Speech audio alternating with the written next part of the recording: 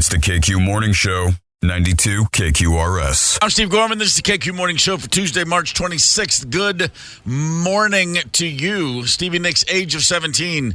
Age of 17. That's what she thought Tom Petty's wife said when she said, "When did you guys meet?" She said, I was at the age of 17. And Stevie thought, because of her accent, she said edge of 17. She was Southern.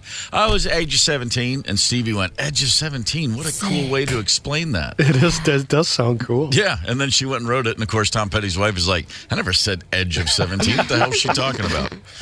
It's Tuesday. It is March 26th, and I imagine anybody like myself who's aware of the fact of what's going on in Baltimore is a little more than just concerned. And, of course, this brings up some awful local memories. The Francis Scott Key Bridge in Baltimore, Maryland collapsed overnight after it was struck. One of the supports was struck by a ship, and it went down in an instant, as bridges do, apparently.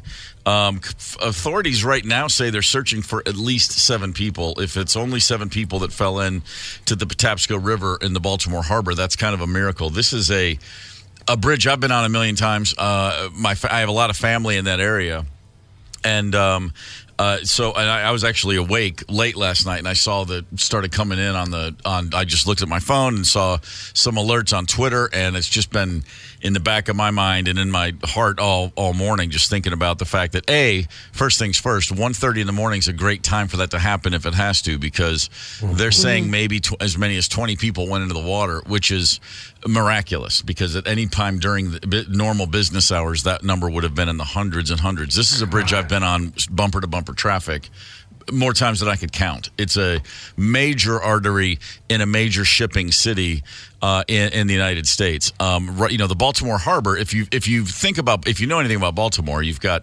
Camden Yards and the Ravens Stadium and the Inner Harbor. It's a great tourist area. The National Aquarium is there.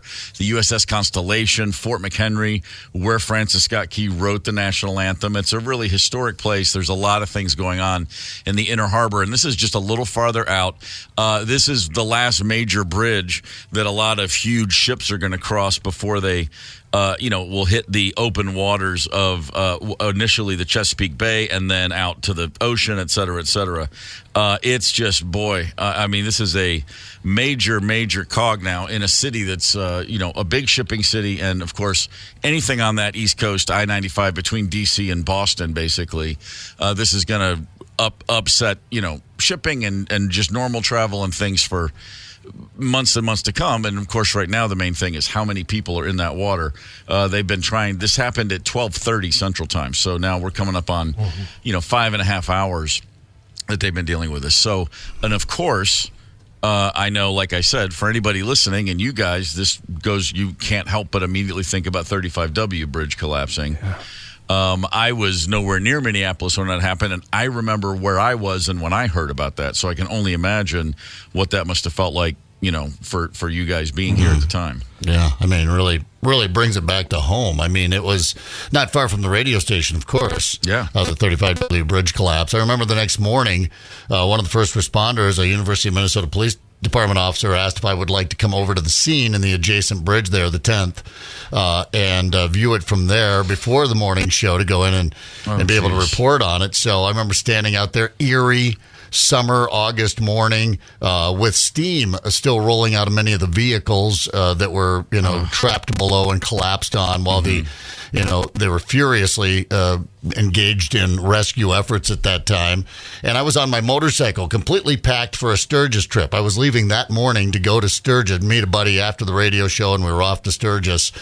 And I remember getting on my motorcycle and driving that short distance to the radio station thinking, are there people fighting for their lives down there now as I'm headed off to work to, play a little classic rock and make some jokes? Of course, that morning we didn't. It was the complete coverage of that, but it's this really brings it home. Baltimore Fire Chief from about 2 hours ago on WBAL. Here's Baltimore Fire Chief James Wallace. We were able to remove 2 people from the water.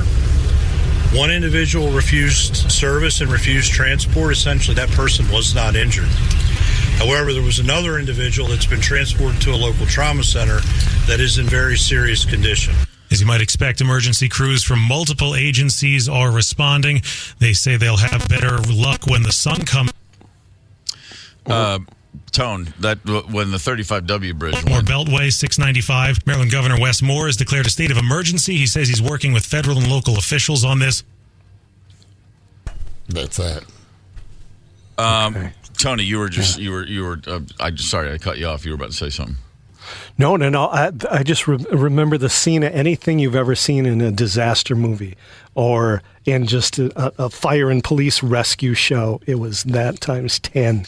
It was just surreal. There were cars aflame, smoke coming from them, people trapped on top of their cars. It was just, it's a haunting sight that you couldn't believe. And again, like this, surprisingly, there could have been so many more victims. Yeah, that one too. That was like 6 p.m. That's still shocking to me. I like Zeb said, that's right around the corner from the station. I live right near there. I mean, I look at that bridge every single day.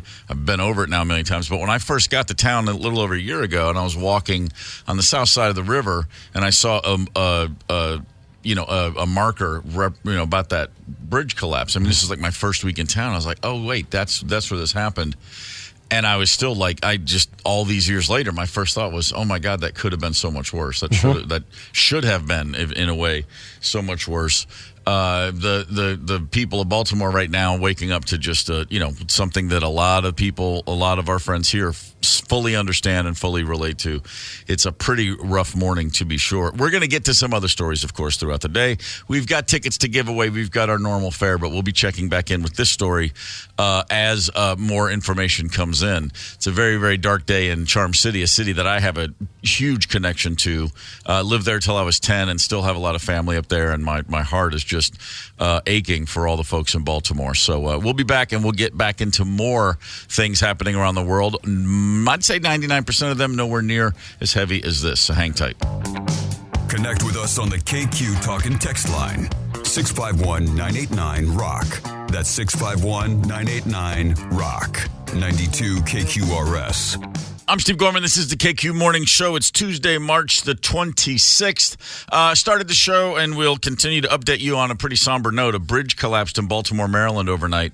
A giant Singaporean freighter was leaving the Baltimore harbor, and it struck one of the main columns of the Francis Scott Key Bridge over the Patapsco River. That's just the southern, as you're exiting the Baltimore harbor, heading out towards the Chesapeake Bay. That's just what that is. It's not like technically what you would think of as a river. It's a much wider bridge. It's 1.5 miles long, roughly, and it collapsed in a matter of seconds, 1 to 2 seconds. The entire thing came down, and we're getting more reports. And as we get more concrete information, we'll share that with you. The last thing I saw was there were several police cars on the bridge apparently at the time. So that's definitely a very, very difficult situation going on in Baltimore.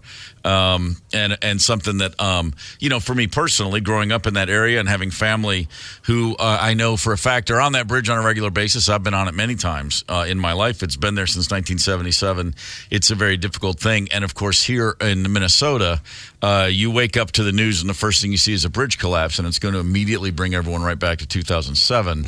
An awful day in Twin Cities history, one that I was nowhere near and still remember what I thought and felt when the 35W bridge collapsed. So that's kind of what's going on around here. Also, locally, if you will, or regionally, we are about to get a lot more snow, apparently, or we certainly could. It's raining right now, but the temperatures are about to drop kind of precipitously, I guess. We're going to get below freezing here in the next few hours.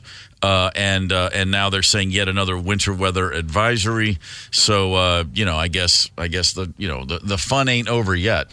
So be aware when you're getting out and about today, the snow is expected to pick up throughout the day as the temperatures drop. Yeah, it's supposed to start, what did they say, like around 8-ish and go into the afternoon and then probably freeze and get slippery. It'll be a joy. Yeah, worried about it. Yeah, I think tomorrow's going to be your standard black ice apocalypse. No, you guys. What? You guys are like those people on the news that just try to scare everybody. I'm not scared, and I'm not trying to scare you. I'm it's just not going to sharing get that information. cold. It's only going to get down to like 26 by 5 p.m. I ain't scared of nothing. Well, this is how I look at it. Is it below 32? Okay, that's good. That means ice. Dude, I don't know. I've been sweating in this 30-degree weather outside. I think I'm just used to it or something. Yeah. Well, hey, by tomorrow morning, though, you're in the teens, okay? So I'm just saying, I know how ice works, okay? I know what water and you cold would, temperatures. since you're very knowledgeable about things because of your age. What an egghead. Wow. Wow, what a swipe. Candace got her claws out this morning. Whoo, baby. Most people are taught about ice at a very young age. I must have been out sick or something. Yeah, no, so it's a crazy thing. You just take water, right? Well, of course, everyone should be careful and alert on the roads. You're right, Steve. That's all I'm trying to say. I'm not impressed by what I've seen. That's all lately. I'm trying to say. Candace, without giving away too much information, because, we respect your privacy as a public figure, you're in a bit of a relationship these days. I want to ask you a question. Okay. Because I'm looking at 5 things people in relationships are least likely to change, and I wonder if you've already crossed any of these Rubicons. Okay.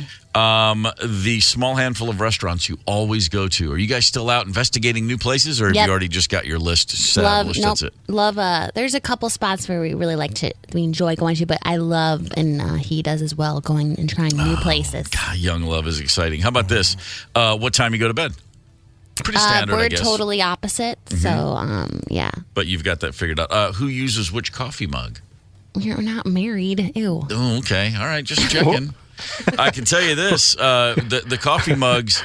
It's funny. There's we lived in Nashville forever, and we have like 6,000 coffee mugs. That makes no sense. Every few years, I'm like, let's get rid of some of these coffee mugs, and then more appear, and I never know where they come from.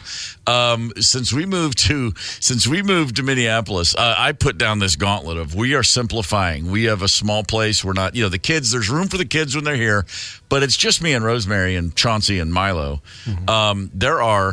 There are 6 coffee mugs at our place. 2 of them are big, large, like adult size. And then I just bought this little 4 set at IKEA of little coffee mugs.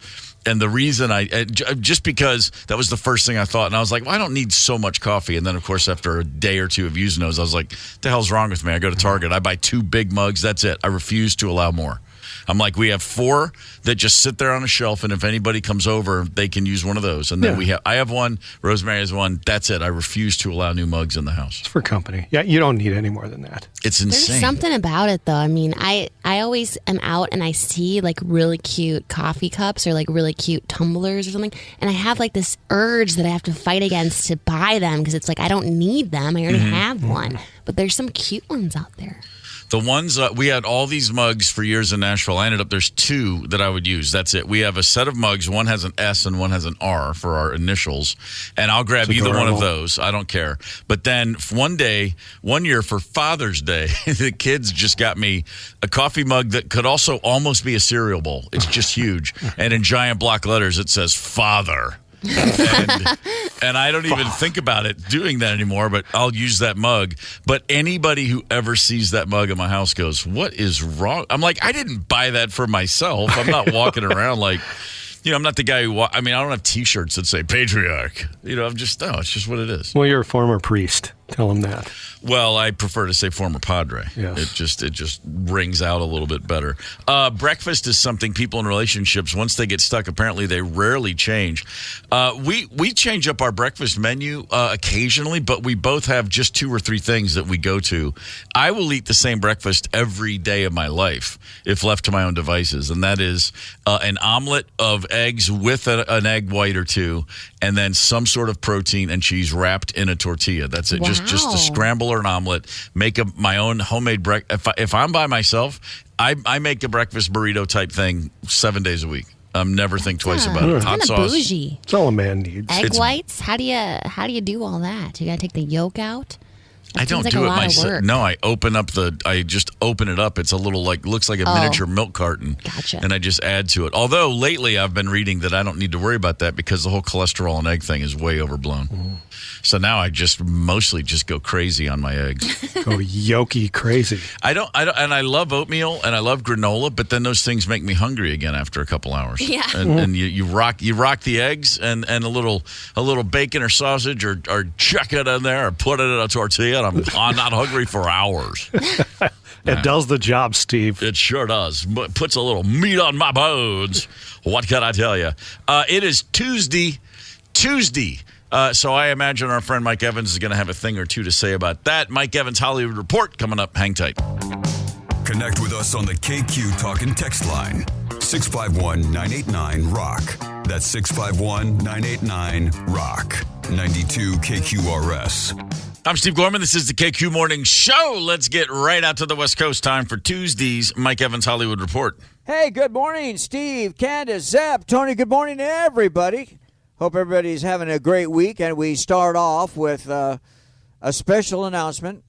You can see any movie in Minneapolis, St. Paul at any Marcus Theater today for only $6. Now, this is old news, but I want to make a big deal out of it because it is a big deal. $6 to see any movie? Come on now. Marcus Theater every Tuesday, $6 special. So I've tried to stay away from the story, but I'm hearing it could get a lot bigger. Michael Jackson's youngest son, Blanket, has kept a very low profile, but now I hear he may be getting paid as an advisor on the docudrama about the movie currently in production called Michael, all about his dad, Michael Jackson. Oh, one more nugget about the Michael docudrama. I understand that the child molestation charges and the major trial in Santa Barbara County, which I covered, will not be in the movie, in the docudrama. Okay, back to Blanket. So he's 22 years old now. You remember Blanket, when he was a little baby, was hung over the banister at a France Hotel balcony by Michael. He's been unhappy with his grandmother, reportedly has filed a suit against his grandmother, Michael's mom, who is a big part of Michael's trust and estate, saying he doesn't like the way she's spending some of the estate's money and the decisions that she's making. The kids are also involved in the estate, very much so. By the way, Blanket's real name on his birth certificate is Prince Michael Jackson II. His older brother's birth certificate reads Prince Michael Jackson. He's the first, of course. However, Blanket is called Biggie, B-I-G-I, Biggie by his friends, and has been since he was a child. A little more on Michael Jackson's children. Sort of a theme here right now. His daughter, Paris. Have you seen the part that she plays in Ozzy Osbourne's video called Crack Cocaine? The video looks like one from the 80s, kind of boring. Doesn't really go anywhere. And as much as I love Ozzy and I really love Paris, and she's darling, Paris still can't sing, write, dance, or act. That's why her band never did anything. Oh, movie news. You know I love golf. And I'm thrilled there's going to be a Happy Gilmore 2. The rumor was that it would be a movie for Netflix. So I did a little digging, talking to Netflix insiders, and they would not confirm or deny it. Well, translation, if they won't deny it, then it's on like Donkey Kong. Hello? Cast could include a lot of Adam Sandler's golfing buddies like Rob Schneider, David Spade, Chris Rock, and others. I'm excited about that. And The Sims is a series of life simulation video games developed by Maxis. To be honest, I'm not all that familiar with it, but Margot Robbie is. She's putting a lot of money and will produce a Sims movie, which will upset a lot of the people that want her to concentrate on a Barbie 2, but that's her next project. Hey, have a great day. I'm on the road. Talk to you tomorrow. See ya. Mike Evans Hollywood Report right there on the KQ Morning Show. This would be, at least to my mind, a perfect time to look back. Questions? Hey, good morning, Steve. I got a question. Candace. Is it true you were a teacher? Steve says. I'll tell you what Steve says. On this day, March 26th, two of the most iconic college basketball games of all time. First, 1973, UCLA beat Memphis State in the championship game. It was their 7th straight title, 9th in 10 years, and Bill Walton, the greatest deadhead to ever lace up the high tops, went 21 of 22 from the field and scored 44 points. That was in a championship game. Still considered the greatest championship game in the history of the sport. And an even more important game happened 6 years later. On this day in 1979, Magic versus Bird, Michigan State versus Indiana State. Anybody who was alive and sentient in 1979 remembers this game. Let's see. Still the most watched basketball game in world history. Is it? The highest rating ever, college or pro in the United States. Well, you know what? I shouldn't say that. There may have been a more watched game in China. Well, I don't know. But for the U.S. anyway, and at the time it certainly was, because this is where basketball really, there was nowhere else where it mattered in 1979. Still the most watched game ever. And boy, you know, ESPN showed up a few months later, and on the heels of this game, started showing college basketball. March Madness exploded after this one game. The NBA exploded because both Magic and Bird went to the league. You can never overstate the impact those two gentlemen had on college and professional basketball in this country. It's the KQ Morning Show, 92 KQRS. Zep, Tony, Candace, and Steve Gorman are the KQ Morning Show. 92 KQRS. I'm Steve Gorman. This is the KQ Morning Show. It's Tuesday, March 26th. Good morning. The temperature's going to drop. The rain's going to turn to snow, so we're going to have an interesting afternoon and evening as those temperatures drop overnight as well.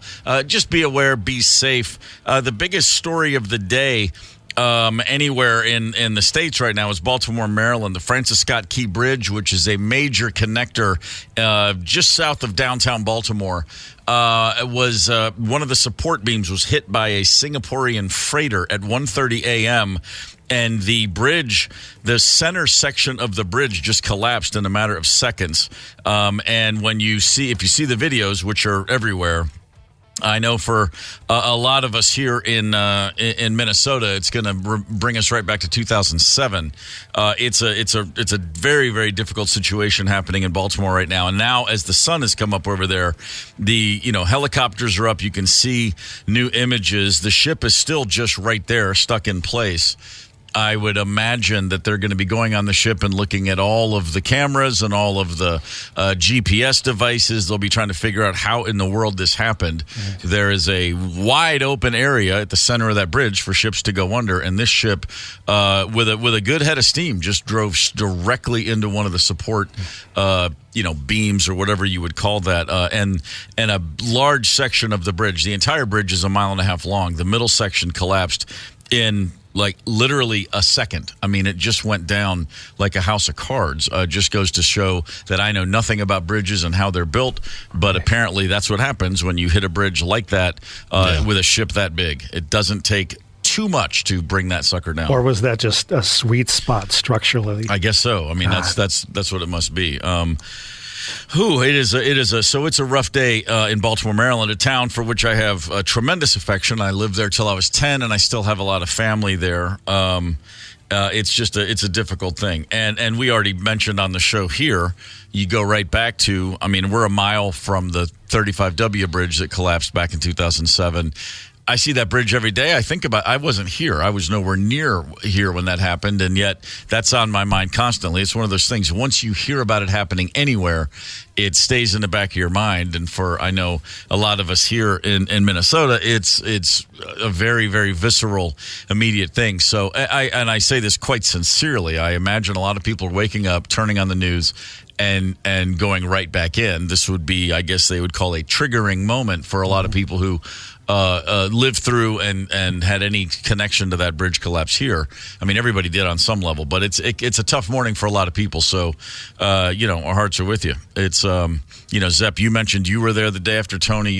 Anybody here? Wow. Candace, you were a college kid when that bridge collapsed. You were were you on campus? Do you remember hearing about it? I think I was actually in high school still. I think I was a senior in high school. Oh, you sure were. What am I talking about? Yep. Yeah. So, no, I remember exactly where I was. I remember my mom was, freaking out. 'Cause she's like, I almost went down there today, that kind of stuff. And I just remember sitting and watching it. And I was on my motorcycle like a few hours before it collapsed. And it's not uncommon for bridges when you're sitting on it with your motorcycle, especially you can feel them swaying, bobbing up and down, as that bridge was that day. And was every time that I got stopped on that bridge with traffic on my motorcycle. But then we found out there were cracked gusset plates and the ensuing bridge collapse later that afternoon, and of course the aftermath of that. So this Francis Scott Key Bridge, those support. I'm no bridge expert by any stretch of the imagination, but I've been reading about it this morning, and it should have been able to take a certain amount of damage. It wasn't, the fact that it hit a support beam like that, but on its way to Sri Lanka, I guess just hit it hard enough and. It's really tough when there is video of the entire incident. But the thing is getting those people out of the water. Right. There is video of the entire incident. And when you're watching it, you see trucks, you see headlights going across the bridge as the ship is coming close. And there are any number of people right now who are literally going, I was 5 seconds away. I mean, I just crossed the bridge. There were construction workers on the bridge. There were also apparently several police cars to go along with just other, I guess for lack of a better word, civilians. There were construction workers who were working. There were police officers. I think they were just actually driving across. They weren't on the bridge with the construction site. There's several different stories you're hearing, but suffice to say, they'll be in that water for quite a while looking for as many survivors and people who may be trapped as possible. It's just an absolutely horrific scene in Baltimore, Maryland this morning. It says no confirmed fatalities, but 2 have been rescued. Yeah, that's right. We heard there was a rescue. One person in serious condition. One person refused medical treatment. That's called shock. I hope that person didn't go home and then suddenly is like, hey, this is kind of hurting. It's all just scary. And as I said, I got family in that area. Everyone's accounted for. I wasn't concerned about anybody being out at 1:30 in the morning with everyone working regular day jobs. But tough moment for Baltimore, Maryland, to be sure. And we'll keep you updated as more information comes in. In Hollywood yesterday, on a much lighter note, there was quite an auction. An awful lot of things from a lot of movies, iconic props, if you will, pieces of movie history went up on the block. The highest selling item, $718,000, was the door that Rose floated on at the end of Titanic. The actual door was auctioned off. Someone paid $718,000. Moron. No, it's water damaged. Exactly. Thank you very much. No word yet on whether they plan to pay Kate Winslet and Leonardo DiCaprio any money to lay side by side on that door to determine whether or not she could have saved poor Jack from Wisconsin. Rose, unreal. But James Cameron, who of course directed Titanic, said in the past he's gone, no, here's the problem. It wasn't actually a door. It's a piece of wood paneling. It wouldn't have been buoyant enough with both people on there. But she could have tried. I doubt that the character knew at that moment there's not enough buoyancy in this plank of wood, Jack. Sorry. Yeah, let him crawl up for a couple seconds. Yeah, no kidding. They did that on the test film, right? On the test ending, James Cameron said once in an interview, audiences hated it. Are you serious? I never heard that. Yeah, they did a couple of test endings there, and the people were like, oh. He said there was just no reaction. He said when he ended up dying, people were crying, and he goes, much more so than the actual ship going down and people drowning en masse. Right. Yeah, they were much more tore up at the end, and that's the ending he wanted. Well, it certainly worked because we're still talking about it all these years later, and that piece of wood went for $718,000. Also on the list, the second highest thing bought. I would have thought this would be number one, but I guess it speaks to the fact that I'm an old man. Indiana Jones's bullwhip. Oh wow. $525,000. Now, take your eye out. When I was a kid, that was the coolest thing in the world. All of a sudden, there's a movie character with a bullwhip. I mean, it was of all the things about Indiana Jones that were amazing in the summer of whatever 80 or 81, 82, whenever that came out, 81. The coolest thing to me and all my friends was that dude he just rocked a bullwhip. Have you ever tried to manipulate a bullwhip? Yeah, it's terrifying. I couldn't. I've never gotten anything out of it other than, like Zep said, possibly an eye removed. There was a guy in my hometown in Kentucky that they had the Christmas parade every year, like in late November, and there was a guy named Mr. Bullwhip. That's all. He was just an older guy, and in the middle of the parade, in between a float and like a band, he just walked, and he just walked around smashing a bullwhip into the street, and that's all we cared about. Oh my God! Well, here comes Mr. Bullwhip, and he was just smacking that bullwhip, and we thought that was superhero stuff. Oh, the crack! It's like my lightning. God. There's nothing better than someone who knows how to use a bullwhip, especially if they're an entomology professor with an archaeologist, whatever. Think about that. Think about well, I got a story about an archaeologist. Really? Yeah. Anyway, $525,000 for that bullwhip. This is a shocker to me, because I didn't realize it was such a big movie. Third on the list, someone paid $350,000 for Bill Murray's Red Rose bowling ball from Kingpin. Oh. Remember Kingpin? Yeah, sure. I mean, it's a funny movie, and that bowling ball is iconic in the world of bowling movies, of which I can think of exactly two. What's the Kingpin other one? and the Big Lebowski. Oh, of course. Yeah. But, boy, someone went for $350,000 for that sucker. Wow. Pretty great. And then the rest are all okay. No, actually, no. I'm going to take it back. I'm not most surprised about the bullwhip. This is the most shocking to me. Only a paltry $125,000. Now, in the grand scheme of things, that's a whole lot of money. Mm-hmm. But in an auction for iconic props from Hollywood films, Jack Nicholson's axe from The Shining. Oh, yeah, I would think that would go for more. If the door from Titanic is worth $700,000, the axe from The Shining is worth $10 billion. Are you kidding me? Actually, the door that it smashed might be worth something, too. Thank you. The Here's Johnny axe is only $125,000. That says a lot about how far off base we've gone as a society of moviegoers. Shocking, man. Finally, Kate Winslet's chiffon dress from that final scene of Titanic went for that also went for $125,000. The jewel of the sea, the diamond, that big cluster that the old lady dropped into the ocean because she was an insane person. Thank you, Candace. That was perfect. Do that again. That's exactly what she sounded like. That went for $19 billion. So, no, I'm kidding. It's not real. It's a prop. But see, that's the problem with the Titanic to me. First of all, Jack had room on the door. And secondly, lady, you could have cured world hunger. Oh, my God. Or at least bought something nice for your grandchildren. Or selfish. Your granddaughter who dragged your ass out onto this boat in the middle of the North Atlantic and endured your story and had to find out that her grandmother was a hua back in the day. That's traumatizing enough. And now, I mean, my gosh, you just decided it's better at the bottom of the sea? No. You don't have to give it to the guy who brought you out there. You can take... Anyway, that's... listen, I heard the high horse pull up and I hopped on it. What can I tell you? I wish they would have had her, like, at the last second regret it and then dive in to go after it. That would have been awesome if she had. I'm coming, Jack. Big, like Tarzan dive. I do love that movie, though. I'm not going to lie. I've been wanting to watch it lately, and I think I might force a boy to watch it. Yeah, didn't you say me. you were going to take your fella because he hasn't seen it? Yep, still waiting for that opportunity. It's a long movie. It's a commitment, so it's like, got to have the time. Hey, I have a dumb question on that. Was that Kate Winslet with makeup, aged, or was it a whole nother person? Because it looked nothing like her. No, it was another woman. It was an actress who was nominated for an Academy Award for Best Supporting Actress. Yeah, why didn't they just make up Kate? I don't think they had that, like, technology or whatever capability back then. Prosthesis. That is a wow. God. That is quite the. I've never even thought of that possibility.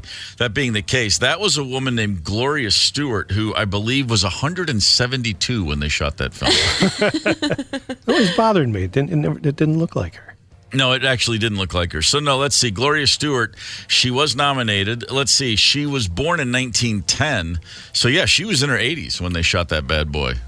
Fine job. Never occurred to me they could have just made up Kate Winslet to look older. Now that I'm thinking about it, yeah, no kidding. Double duty, Kate. Can you imagine? She could have pulled it off. She's great. I think she aged nicely. She's beautiful. She's great in everything. Did you see Mayor of Easttown a few years ago where she got that Eastern Pennsylvania accent just dead on the money? I couldn't believe it. I haven't watched the show. I've been wanting to. She's really good in it. And she's got a new show called The Regime where she's it's not that. Should I watch it? Let it go. I got a lot of hype. Got a lot of hype. Oh we God. enjoyed it. I like her. I'll watch her basically do anything. Yeah, I really like her too. So I was thinking about starting it, but I wanted to watch something last night, but I got too scared. It's with Mel Gibson. It's like a. Did you see this? There's like a movie on Netflix about a radio DJ who has a stalker. Play Misty for me? You're confusing Mel with Clint Eastwood? No, it just came out or something on Netflix. No, haven't heard a thing about it. Oh, well, it looks really scary. Okay, good to know. It's called On the Line. That's a dumb title. I don't know. I don't know. Or I guess it was in 2022 is when it came out. So maybe that Netflix just has it on there now. But it looks pretty scary, man. I mean, it looks like, the stalker is trying to, kill him. So he's on the air. What? I'm reading about it right now. His name is Elvis Cooney, L.A. Shock Jock. Wow. Let's see. There's a call. A man claims to be at the man's house holding his wife and daughter hostage. Okay, yeah. Mel Gibson, at some point, he will scream, "Give me back my son!" And then problems will happen. Yeah, so I didn't watch that. So I started watching this other show called Three Body Problem on Netflix. That Started really it, turned it off. What? Oh, I really like it.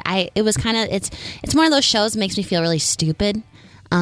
But as you start to understand the story and connect to the characters. I felt more and more stupid the more I watched it. Not because I couldn't keep up, but because I was wasting my life watching this nonsense. I enjoy it. I'm on the third episode. Really? So, I couldn't get past the post-funeral where all the beautiful physicists are sitting around talking and the one woman. It gets better, and it's there's interesting. I like science. Okay. Science is good. Yeah, it's kind of cool. Like your major in college. Where would we be without science? Science. Science. I did love some Blinded Me with Science. I'll be honest with you. Always a favorite. So from how about this? From props that people paid way too much money for from films, I still can't believe the axe from The Shining was towards the bottom of the list. Right. Such a letdown. How about the best comedies of all time? There's a ranking, and I got a bone to pick with this as well because that's just the kind of mood I'm in today. Hang tight. Connect with us on the KQ Talk and Text line. 651-989-ROCK. That's 651-989-ROCK. 92 KQRS. This is the KQ Morning Show. I'm Steve Gorman. It is Tuesday, March the 26th. Hang with us if you would, because in about 40 minutes, 30 to 40 minutes, we're going to be giving away some concert tickets. We've got Chris Stapleton tickets. We've got George Thorogood tickets. We're going to put two callers on the line, make them play a game, and we'll see who walks away with the booty. That's coming up a little before 8 o'clock. We'll let you know when it's a good time to try to get involved in that business. Ranker.com is a website where they ask you to rank things. People vote in on all manner of subjects. The greatest comedy films of all time is a poll that's happening right now. And boy, there's some real surprises on this list, but not as many as I would have expected, actually, now that I'm looking down it. The number one comedy, according to Ranker.com, is Blazing Saddles. My knee-jerk reaction is I always preferred Young Frankenstein. Yeah, but the definitely. more I think back, Blazing Saddles also had far more of a there were more just absurdities about life in modern America that they were putting into the cowboy theme. Mm-hmm. There was a little bit more. There was more about. There was race relations. There was male-female relations. There was all sorts of things, and it is hysterically funny. I think, simply put, though, the fart scene is what puts it over the top in most people's minds. Yeah, it was kind of a cultural shift. I remember going to see that with a bunch of buddies and parents. Yeah, and everybody was just crying. Yep. Laughing and just stunned. They'd never seen anything like that. I heard about that fart scene. So it was released in 1974. So I'm 8 or turning 9. And I heard about the fart scene for months. I mean, it was just something everybody was aware of, whether you'd seen the movie or not. And then when I finally got to watch the movie and it was probably 3 years later, it came on like cable or something. I mean, it was well past the point. Like, I saw Young Frankenstein in the theater in 75, but I'd never seen Blazing Saddles. When I finally did, after the buildup of waiting and hearing about it and being told about it, it still over-delivered. It was probably the hardest I'd ever laughed in my life up to that point. And, you can say to yourself, well, how funny can a fart be? Well, a fart's kind of funny, but 16,000 farts in about 90 seconds, that's real high comedy. Make no mistake about that. So Blazing Saddles, number one. Candace, are you a fan of the film Blazing Saddles? Never seen it. I knew that. You hadn't said a word, and I was like, this poor child has never seen Blazing Saddles. Help me, I'm poor. It's great. Oh, my God. It's great. I'll give you $3 to watch it. Okay. You see a horse getting punched in the face. No. By an NFL legend. Oh. Yeah. So that changes it. Yeah. Number 2 on this list, and here's my first. You gotta be kidding me. Oh, hang on. I'm sorry. I just gotta play a little. There we go. That's my number 1. Let's see. You haven't lived until you've watched a bunch of cowboys around the campfire. Having beans, of course. Oh, my God. It just goes on forever. Just imagine, how great were the 70s? Just movie theaters packed with adults howling at that scene right there. Oh, I didn't. I thought that was a segue to Dumb and Dumber. No, if anything, Dumb and Dumber, is that on this list? No, that's it's like not. one of my, I would say, like, as far as comedies go of all time, that's pretty up there. Dumb and Dumber? Yeah. Good moments, to be sure. Number 2 on this list, National Lampoon's Christmas Vacation. No. I'm sorry. No, I wouldn't put it number 2. I none of the vacation films to me would make the top list. I mean, they're fine. They're kind of funny. But especially that one. I always think the first one's the best. What am I missing on Christmas Vacation? Because nothing comes to mind. I guess there were some iconic moments along the way. The less said, the better, apparently. Number 3, Airplane. Yes, absolutely. Because when Airplane was released in 1980, I can just tell you that was a conversation for weeks. And I saw Airplane the day it was released. Miraculously, it came to my small town. My brother and I still remember this very clearly, a Friday afternoon. It's in the summer. And we're just watching whatever we're watching at like 3 o'clock. And this commercial comes on for this new movie, Airplane.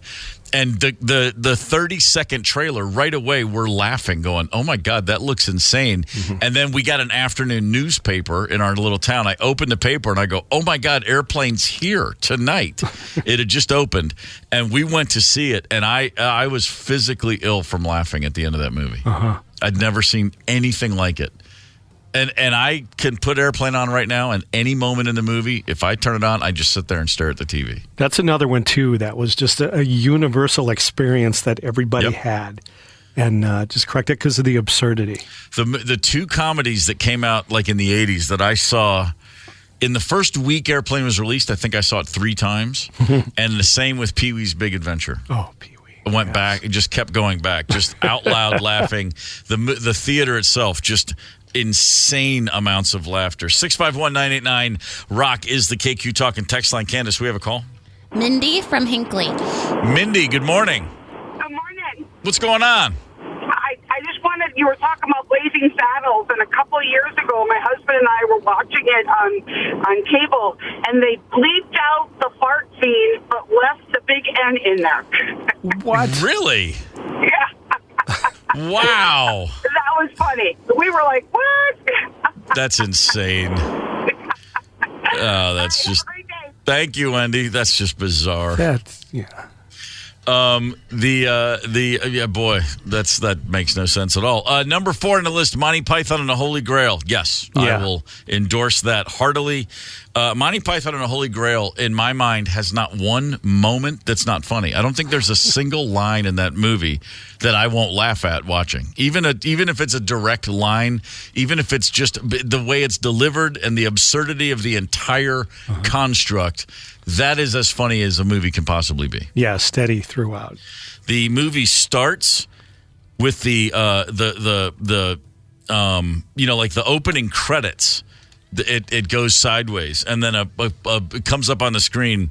We apologize for the fault in the subtitles. Those responsible for sacking the people who have just been sacked have been sacked. It goes on and on. The opening credits keep like melting down, and then they let you know they're firing people.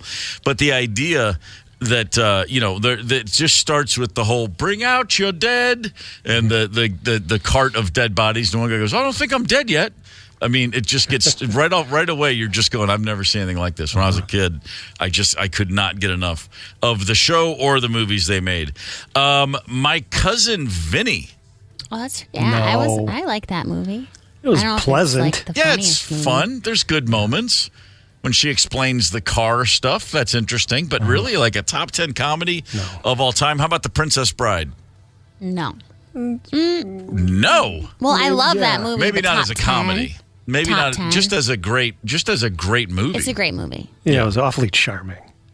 I saw there was a whole thing on Twitter a couple weeks ago, and it was a big furor because some woman posted, I could never date a man who likes The Princess Bride. What? That's where it started. Oh my So gosh. rude. And I was like, what do you, well, okay, later. I mean, she just said it's so soft, and what kind of little mama's boy, little wuss bag would like this crap? And I thought, well, okay, we don't all gargle barbed wire in the morning. Right. I mean, what in the world? Guess you don't want kids.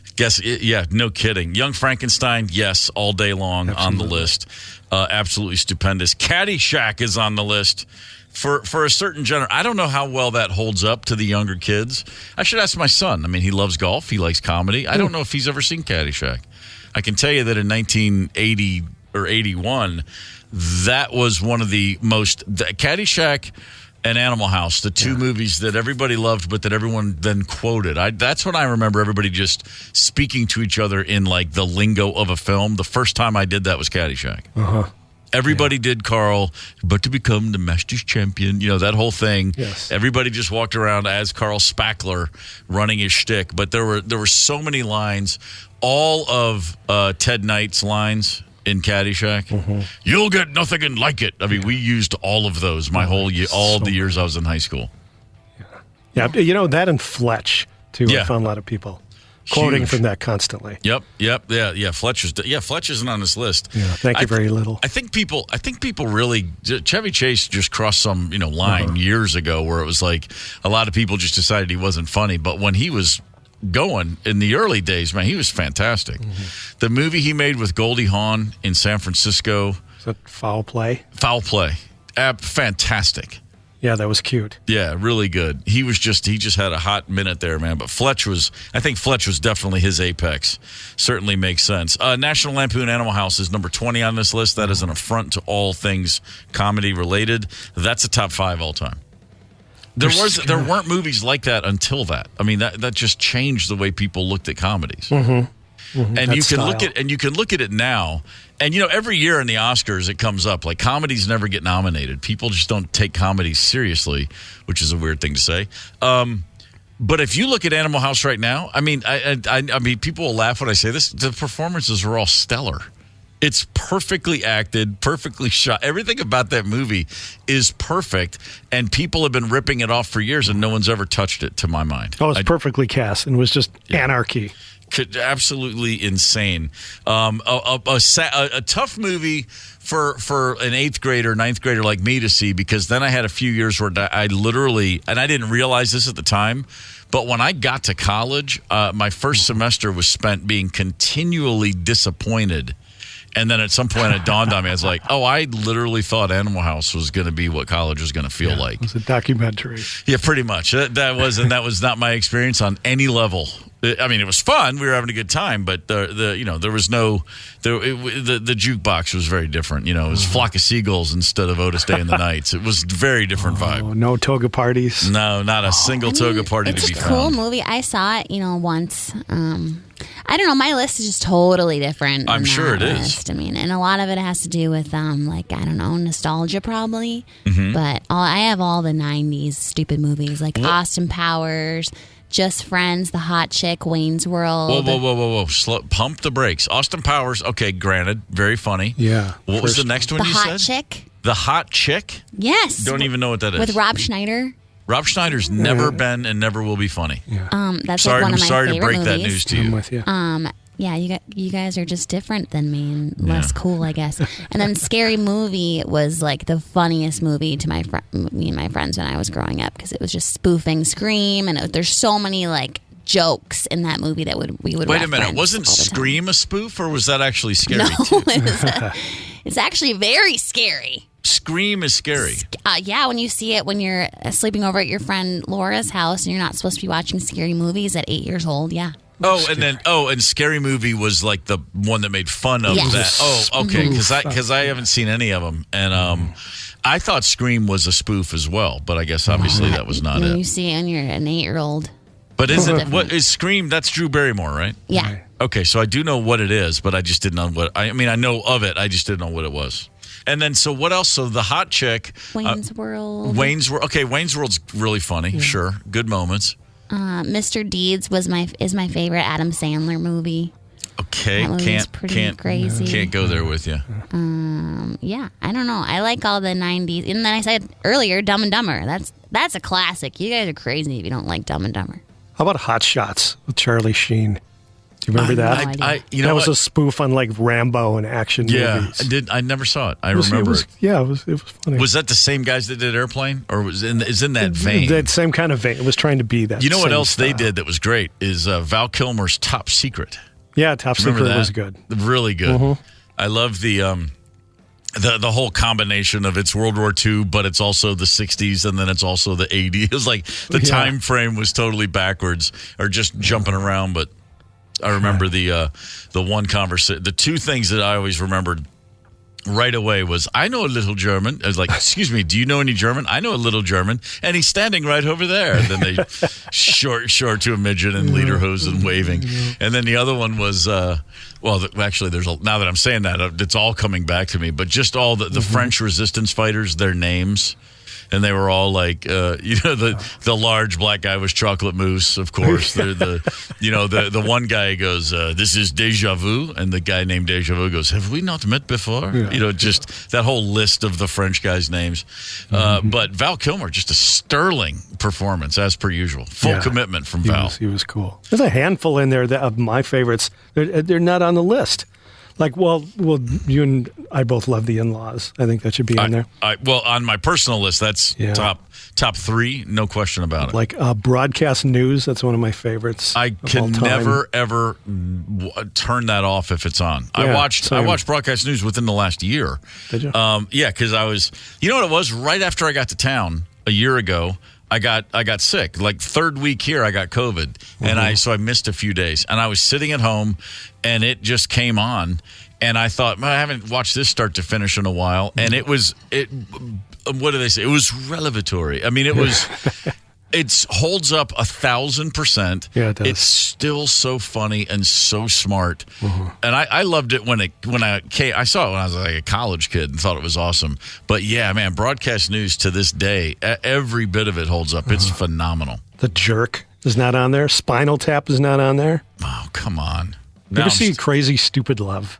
That's one of my favorites with Steve Carell and Ryan Gosling. Crazy Stupid Love? Yeah. You're making fun of my movies, Tony. You ever seen it? That's a dorky movie, too. Oh, I love that movie. Yeah, but it's dorky. It is dorky. Wait, that's the one. No, I'm thinking, what's the movie that Sandler did with Paul Thomas Anderson? Not Crazy. It was. No, that's. That was also good. That was weird. That was out there. Yeah. No, I know the one you're talking about with Steve Carell and Emma Stone's in that one too, I believe. Yeah, that's good. That's pretty good. We got a caller, Candace. Who we got? Wes from Young America. Wes, good morning, sir. Good morning. What do you got for us, brother?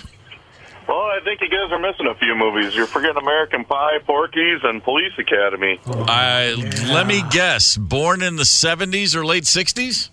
89. Oh, my gosh. Those were out before you were around, and you're going back. Oh, wait. American Pie. Oh, Porky's, you said. That's the one I was thinking of. That was right in my, and then what'd you say? You said American Pie, Porky's, and what was the other one? Police Academy. Okay. Yeah, sure. And boy, there was a bunch of those, weren't there? I saw the first Police Academy in a theater.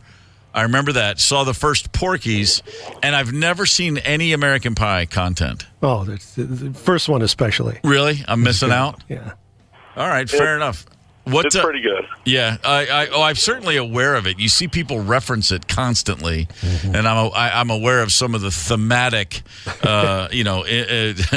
content, if you will, but never seen those. What's one though? If you got one, Wes, you're on the desert island. You got one comedy. What are you bringing? That's a tough one. I love them all. Honestly, I would say Porky's is usually my go-to, but Sacha Baron Cohen and The Dictator just rubs me the right way. Wow. All right, fair enough. Thank you for the call. We appreciate that. Sacha Baron Cohen. Borat should be Borat was pretty great. Boy, the original, the late 90s Ali G as a TV show, the British one, before he brought it over here, that I still remember seeing that the first time. Watching that was like listening to the Jerky Boys the first time. Just like I didn't even laugh. I was just so blown away and in awe, and I didn't want to miss one word from laughing. That's one of those, not a movie, but my God, when the Jerky Boys record was released, 93, Bethlehem, Pennsylvania, on the tour bus. I remember exactly where I was. Finished a gig, got on the bus to drive to the next town, and we put the Jerky Boys cassette tape on the bus. Yeah. And we just all stared at each other, mouths open, going, "This is the single greatest thing I've ever heard." Yeah. Okay, sizzle chest. Oh, we listened to that thing for so long. I mean, we all, that was another thing too. It's like, I forgot my glasses. I've been saying that recently. I mean, anytime, when I say recently, over the last 10, 20 years, one day you wake up and you're like, crap, I need readers. And then all of a sudden I'm like running back to Jerky Boy shtick. Oh no, I forgot my shoes and my glasses. Just nonstop. We got an angry text on the KQ Talk and Text line from Lynn from Richfield. She says, WTF, what about Tommy Boy? Couple of moments. There's a lot. There's a lot of moments. I enjoy the, stick my head up the cow's ass bit. You guys are too in your boxes. You got to step out of your boxes and enjoy life. Well, here's the difference. All the movies you're talking about, most of them I've seen. We're talking about movies you haven't seen. So The In-Laws, what are your thoughts? Alan Arkin, Peter Falk. I do like Alan Arkin, but I haven't seen the movie. Yeah. The In-Laws is also one of the rare movies where I can walk you if it's on, I'm talking with every line, every character. I mean, I know every line of that movie. I've seen it so many times. And it was never a huge box office hit. It's an under-the-radar, all-time chestnut, if you will. I remember when that was released, and the tagline was the first certifiable crazy person's movie. That's what it said on the poster. Absolutely incredible. I love specifically, now this is going deep. Anybody who's never seen The In-Laws is literally like, what is he talking about? But there's so many moments. But when Vince Ricardo, played by Peter Falk, is on the phone in Tejada, a Central American corrupt banana republic. He's talking to the guy who runs the country. They're going to go meet him later. And he says he's getting directions for how to get to the palace. Mm-hmm. And he says, okay, General, and we'll take the General Garcia Bridge. He's getting directions. The bridge is named after the man he's talking to. And Peter Falk says, and may I say it's a fitting tribute to you, sir. Right. Pause. Yes, much better than a statue. And I swear, it's like, if you're in the context of that movie and you're getting into the flow of it, that line used to just paralyze me. Because you can then hear the guy go, hey, it's better than a statue, right? It's like just so much of it like that. Second, third, it's a movie that the more you watch it, the funnier it gets, man. Just absolutely top notch. Kind of like music. The more you listen to a lot of songs, if you love an album the first time you hear it, generally doesn't hold up. I find it, for me personally. Like, you can like things, and then it just, I like an album that takes a little while to fully sink in.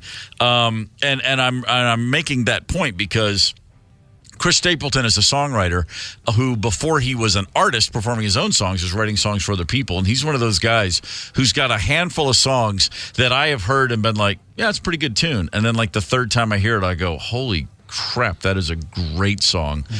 He is what they call a grower, is what I call it. Takes a minute, but boy, do I like me some Chris Stapleton songs. He is going to be at the U.S. Bank Stadium Saturday, April 6th. Then guess what? Right now on the KQ 92 Talk and Text line, callers 9 and 2 at 651-989-ROCK will have a chance to play I'm Gonna Sue or It's Not True for a chance to win tickets to see Chris Stapleton. So call in right now, 651-989-ROCK, callers 9 and 2. Dial up. What does Zepp always say? Dial up, good luck, and hang tight. It's the KQ Morning Show, 92 KQRS. Zepp, Tony, Candace, and Steve Gorman are the KQ Morning Show, 92 KQRS. I'm Steve Gorman. This is the KQ Morning Show for Tuesday, March the 26th. Good morning. It's a miserable day out there. Raining. It's going to drop in temperature. Going to turn to snow later in the day. Be careful if you are out and about. The biggest story in the nation right now is in Baltimore, Maryland. The Francis Scott Key Bridge collapsed overnight. Certainly something a lot of people in Minnesota get that chill right up their spine when they see a giant tanker, which was leaving Baltimore for Sri Lanka, ran into one of the one of the pillars holding this bridge up over a major part of the Baltimore Inner Harbor. There is news. You can see CCTV cameras pretty clearly, and what is now obvious if you watch the video, the ship lost its power.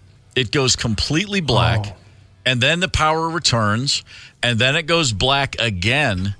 And when the power, you got this very well-lit giant ship, and then it goes completely dark, lights come back on, goes dark a second time, and then the lights come back on a second time, and it's too late. It's just lost its course. So there was obviously something very wrong, a serious malfunction on that ship. Not one, but two total power outages that led to it losing its way, and it was too late to slow the boat down and get it and turn it away. There are scenes, obviously, the search and rescue teams have been there since early hours of the morning. It was 1:30 Eastern time, so 12:30 Central when that happened. And we'll update you as more information comes in. Thankfully, that time of night, the bridge was not nearly as crowded as it normally tends to be. We just heard ELO, by the way, Don't Bring Me Down. ELO, Jeff Lynne's ELO, coming to town this fall in September on the road. And Jeff Lynne has said this will be the last go-round for Jeff Lynne's ELO. Roger Daltrey and Pete Townsend in a New York Times interview talking about the future of The Who. And Pete Townsend, who loves to just shoot from the hip and speak his mind clearly, said flat out, it feels to me like there's one thing that The Who can still do, and that's a final tour where we play every territory in the world and then crawl off to die. Mm-hmm. Yeah. In the same breath, he said, I don't get much of a buzz from performing with The Who. If I'm really honest, I've been touring just for the money. My idea of an ordinary lifestyle is pretty elevated. You know what I love is that it still drives Roger Daltrey crazy. It does. After all these years, Roger Daltrey's response to what you just quoted from Pete Townsend. He's kind of got this passive-aggressive thing that he does. I mean, it's almost like he's shooting himself and the band in the foot all the time. But it does get a bit wearing because I just wonder what people reading it who don't know what he's like, they might just go, well, I don't really want to go and see a show where someone doesn't want to be there. And yet you see him out there and he's having the time of his life. So I just think, he's having a hissy fit. So I treat it as a nonsense. Unbelievable. The first time The Who put on a farewell tour, 1982. Oh, man. That was their farewell tour. 1989, They came back and said, well, it's our 25th anniversary, so, we wanted to celebrate that. It is now 2024. They're still here. They're still going to celebrate that fact in some sort of tour eventually. At least that seems to be the case now. They just played last week at the Royal Albert Hall, a week-long run of shows. This has been happening for decades. Roger Daltrey spearheads a group of concerts, the Teenage Cancer Trust, and these are very big deals. They've raised just millions and millions of dollars for teenage cancer research and development of treatments in the UK. This year, the 24th year, Daltrey, Robert Plant, Eddie Vedder, Paul Weller, a lot of other people. Eddie Vedder and Robert Plant joined him on stage for Baba O'Reilly Sunday night. I thought they were a little off-key myself. No, I'm kidding. This is from a phone, which sucks. I shouldn't even play it, but we're too curious now.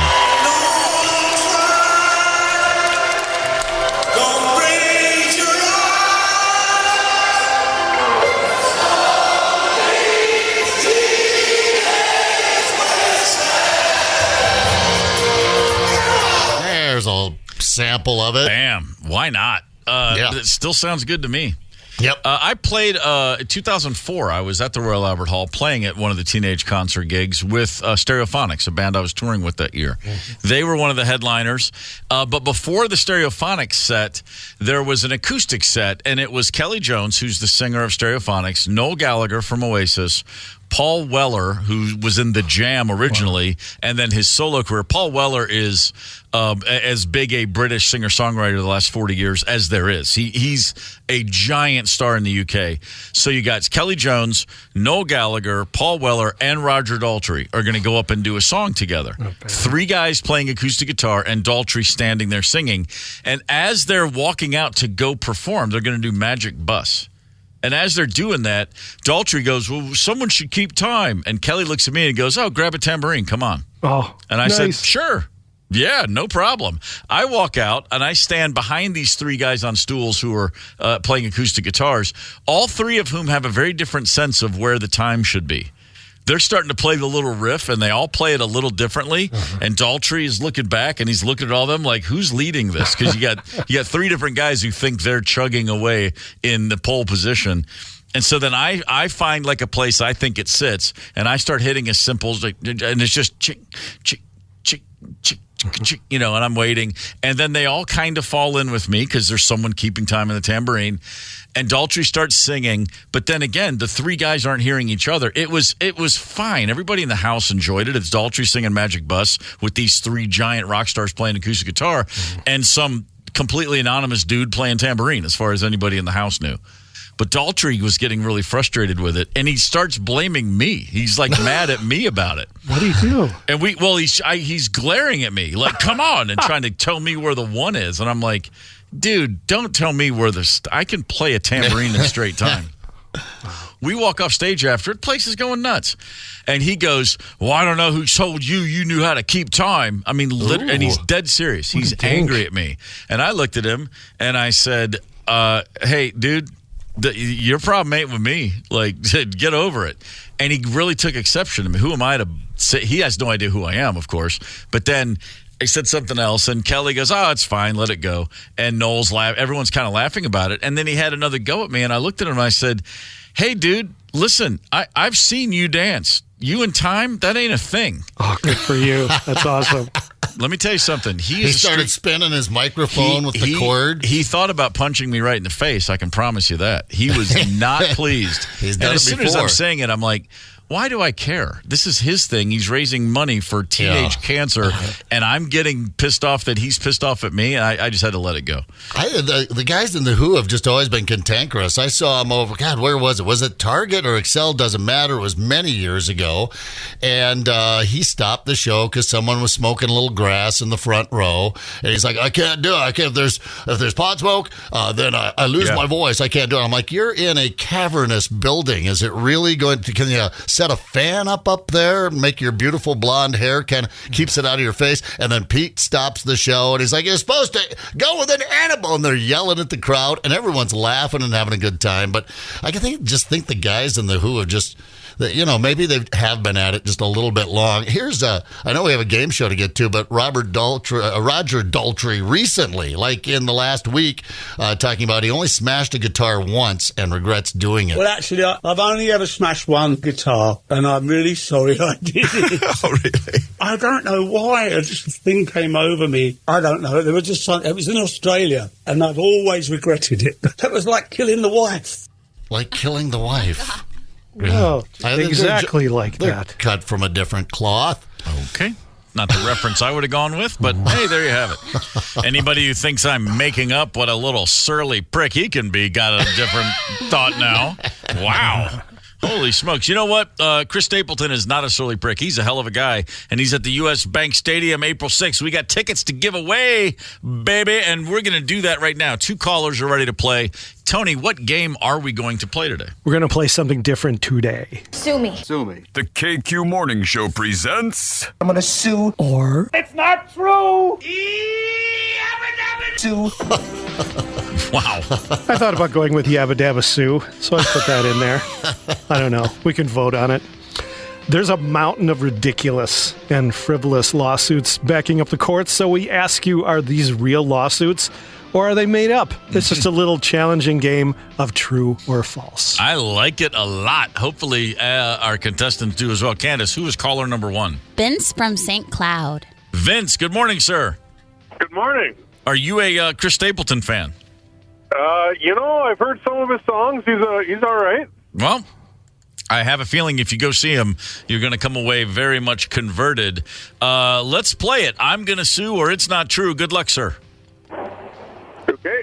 All right, number 1, a school is being sued because a teacher designated one day a week to being sword fighting day. Not true. Eep. I'm sorry, that is true. Sword fighting day. But hey, why not? Sounds like fun. That'd be the day I'd show up for. Right. At least it's just one day a week. Number 2, a woman is suing McDonald's for serving her a completely raw hamburger. True. That is true. Close. But I think the only way you would know that, it was probably completely frozen. Vince, 1 for 2. Nice job. All right, 3 of 5. A grandma suing her 7-year-old grandson because his enthusiastic hug caused her to break her wrist. Not true. I'm sorry, that is true. You hurt me. Yeah, we talked about that one on this show. Unbelievable. I missed it. All right, 2 more for you, sir. A man sued because he thought Dr. Pepper was a real licensed, trusted MD and used to drink the product as medicine for his tendinitis. True. I'm sorry, that was false. I'm Sounds not like it doing could very be. good today. Oh, they could go either way. You're doing great. Tony's the one screwing everything Yeah, up. It's me. Take a swing at me. You got one more. A man wanted to be arrested, so he kept speeding and honking in front of the police precinct as an attractive woman was just arrested and he wanted to meet her. They would not arrest him, and he sued. True. I'm sorry. Oh, man. One just wanted to meet a chick. Nope. Tony, This this is is a little kid or is drunk adult. brutal. You just- I don't know. I'm guessing too. Wow, Vince, 1 for 5. But don't despair. We've seen crazier things happen than 1 for 5. Take home the tickets. Sure. Hang on. We're going to go to contestant number 2 right now. Candace, who would that be? Linda from Blaine. Linda, good morning. Good morning. Are you a Chris Stapleton fan? I love him. I've seen him one time, and I did not appreciate him the first time. Okay. I will definitely appreciate him the second time. All right. Well, Were you drinking? Was it a drunk deal? Oh, God, no. It just we were there to see George Strait, and he was like the backup. And it was like, got it. whatever. Yeah, no, he's awesome. wow, went to see the King and missed out on the opener. All right, well, he's the main man this time around, so I know he is. good luck to you. I'm going to sue or it's not true. Let's do it, Tony. All right, Linda. Number 1, a man sued Texas Pete hot sauce because it misled customers by suggesting the sauce was made in Texas rather than North Carolina. True.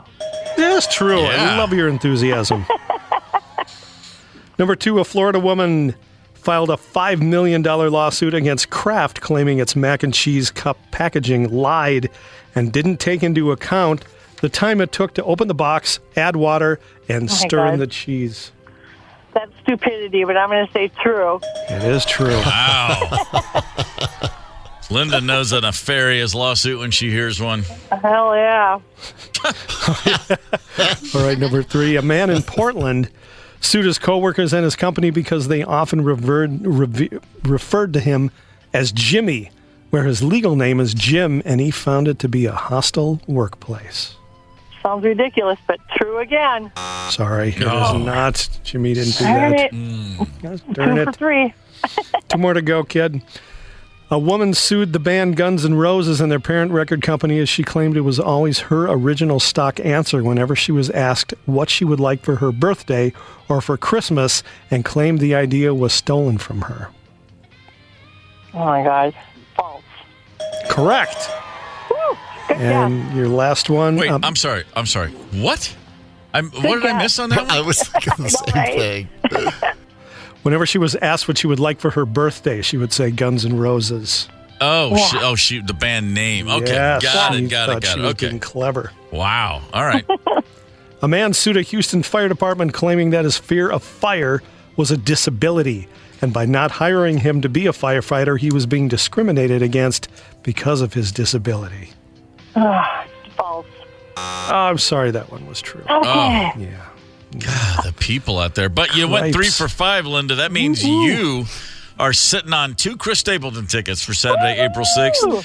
Vince, you're not leaving empty-handed, brother. We have tickets for you to see George Thorogood Friday, April 19th at the Grand Casino Mille Lacs Event Center. Congratulations to you both. Have a great time. Thank you so much, everybody. Be safe out there today. Thank you, Linda. That's a good reminder. Be safe out there. It's Wear going a to be a condom. little gnarly. What a sweetie. I like to play along with these, and I only got 3 right. This might be the new hard game show. I mean, That was beat the pretty toaster tough. is the pressure cooker, right? But I mean, just as far as flip a coin, I think this might be the winner here, man. Damn. No, that was Right. that was definitely on the tough side. You can listen to 92 KQRS wherever you go. Stream it on your phone. Listen from your favorite place. You can tell your smart speaker, hey, play 92 KQRS, or also search 92 KQRS on the iHeartRadio app and keep on listening. Cool. Well, the term sunshine guilt is trending, I noticed this morning, courtesy of Gen Z. So it's cool if you don't know what we're talking about. This is kind of a new term. We'll hip you to sunshine guilt and then lay a little Gen X wisdom on the Gen Zers here at 825. Hang tight. Connect with us on the KQ Talkin' text line. 651-989-ROCK. That's 651-989-ROCK. 92 KQRS. I'm Steve Gorman. This is the KQ Morning Show. It's Tuesday, March the 26th. The snow is coming down again. All right. It's still wintertime. It's still wintertime. I missed my winter, man. I'm not going to complain about it. I'm sorry. I'm just not going to do it. Sorry, Candace. I know you're well over it. It's just it's almost insult to injury, isn't it? Because we wanted this in December and January to get out and play in, to sell some snowmobiles, to keep the winter industry alive. Sure. And then we get this kick to the crotch late. But yeah, I like bad weather. I like thunderstorms and all sorts of weird, wacky weather. Well, if you like the bad weather, do you ever find yourself when the weather gets really nice, you kind of feel like, screw that, or you just don't want to do anything. You want to stay inside because you prefer the dinty, dark, mildewy smell of your wet basement. No. I love the good weather. I just love being outside. I got to get outside and enjoy that. But if I do get outside, I've had days where I've just sat in and played video games on a sunny day, and people are you crazy? Well, yeah, but I go outside and do a lot of stuff, so I don't feel any guilt if I, take a day off. Because sunshine guilt is apparently a thing. I've never heard of this term, but apparently I'm the last guy to know. Sunshine guilt refers to when you do get that gorgeous day, but you'd rather stay inside, and then you beat yourself up and feel guilty about it. I've never experienced that. There are days when I do just need to stay in. I want to close the blinds. I've just got to. I love being around people. I love hearty conversation. It's like I get more oxygen from that. But there are days where it's like, no, I have to completely decompress and shut out the world. Yeah. And I'm very happy to do that. But for some people, they really beat themselves up, especially in spring. This is prime sunshine guilt season, apparently. Yeah, well, it sounds cooler when you say it. It sounds more relatable. Here's a Gen Zer, because they've kind of cooked up the term. It's trending right now, sunshine guilt. So I clicked on it this morning. Here's a Gen Zer explaining it to us. I am experiencing sunshine guilt right now. It is an abnormally beautiful day outside, but I'm tired. So now I feel this pressure to go outside and go for a walk and enjoy the weather while it lasts. I can't enjoy myself indoors now because the whole time I'm thinking that I should be outside. So basically my day is ruined. I mean, see, when she explains it, and now she feels bad inside, and I don't want to go outside, and it's just, what we need here? We need a little Gen Z wisdom. Take it away, Greg, Marcia, Peter, Jan, Bobby. Yeah. That song made me mad when I was a kid. How do they know? How do they know everybody's smiling? Oh, okay. They don't know. How do they know how to dance together? I mean, that's the thing.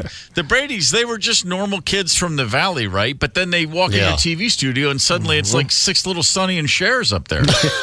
How do you figure that out? You put the Gorman 8 in the garage, we couldn't have one step in sync ever. That'd just be a fist fight. Crazy.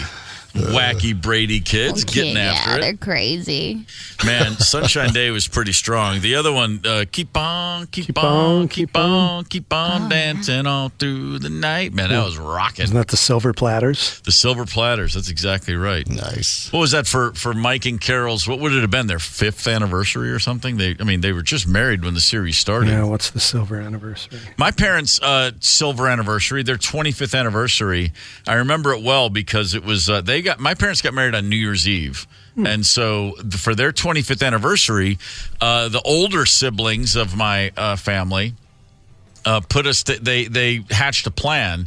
So the gift the 8 children gave my mom and dad for their 25th anniversary was a portrait. We went and had our portrait taken. The 8 kids, really at a photo studio, the whole 9 yards. Matching outfits. Not matching outfits, sadly.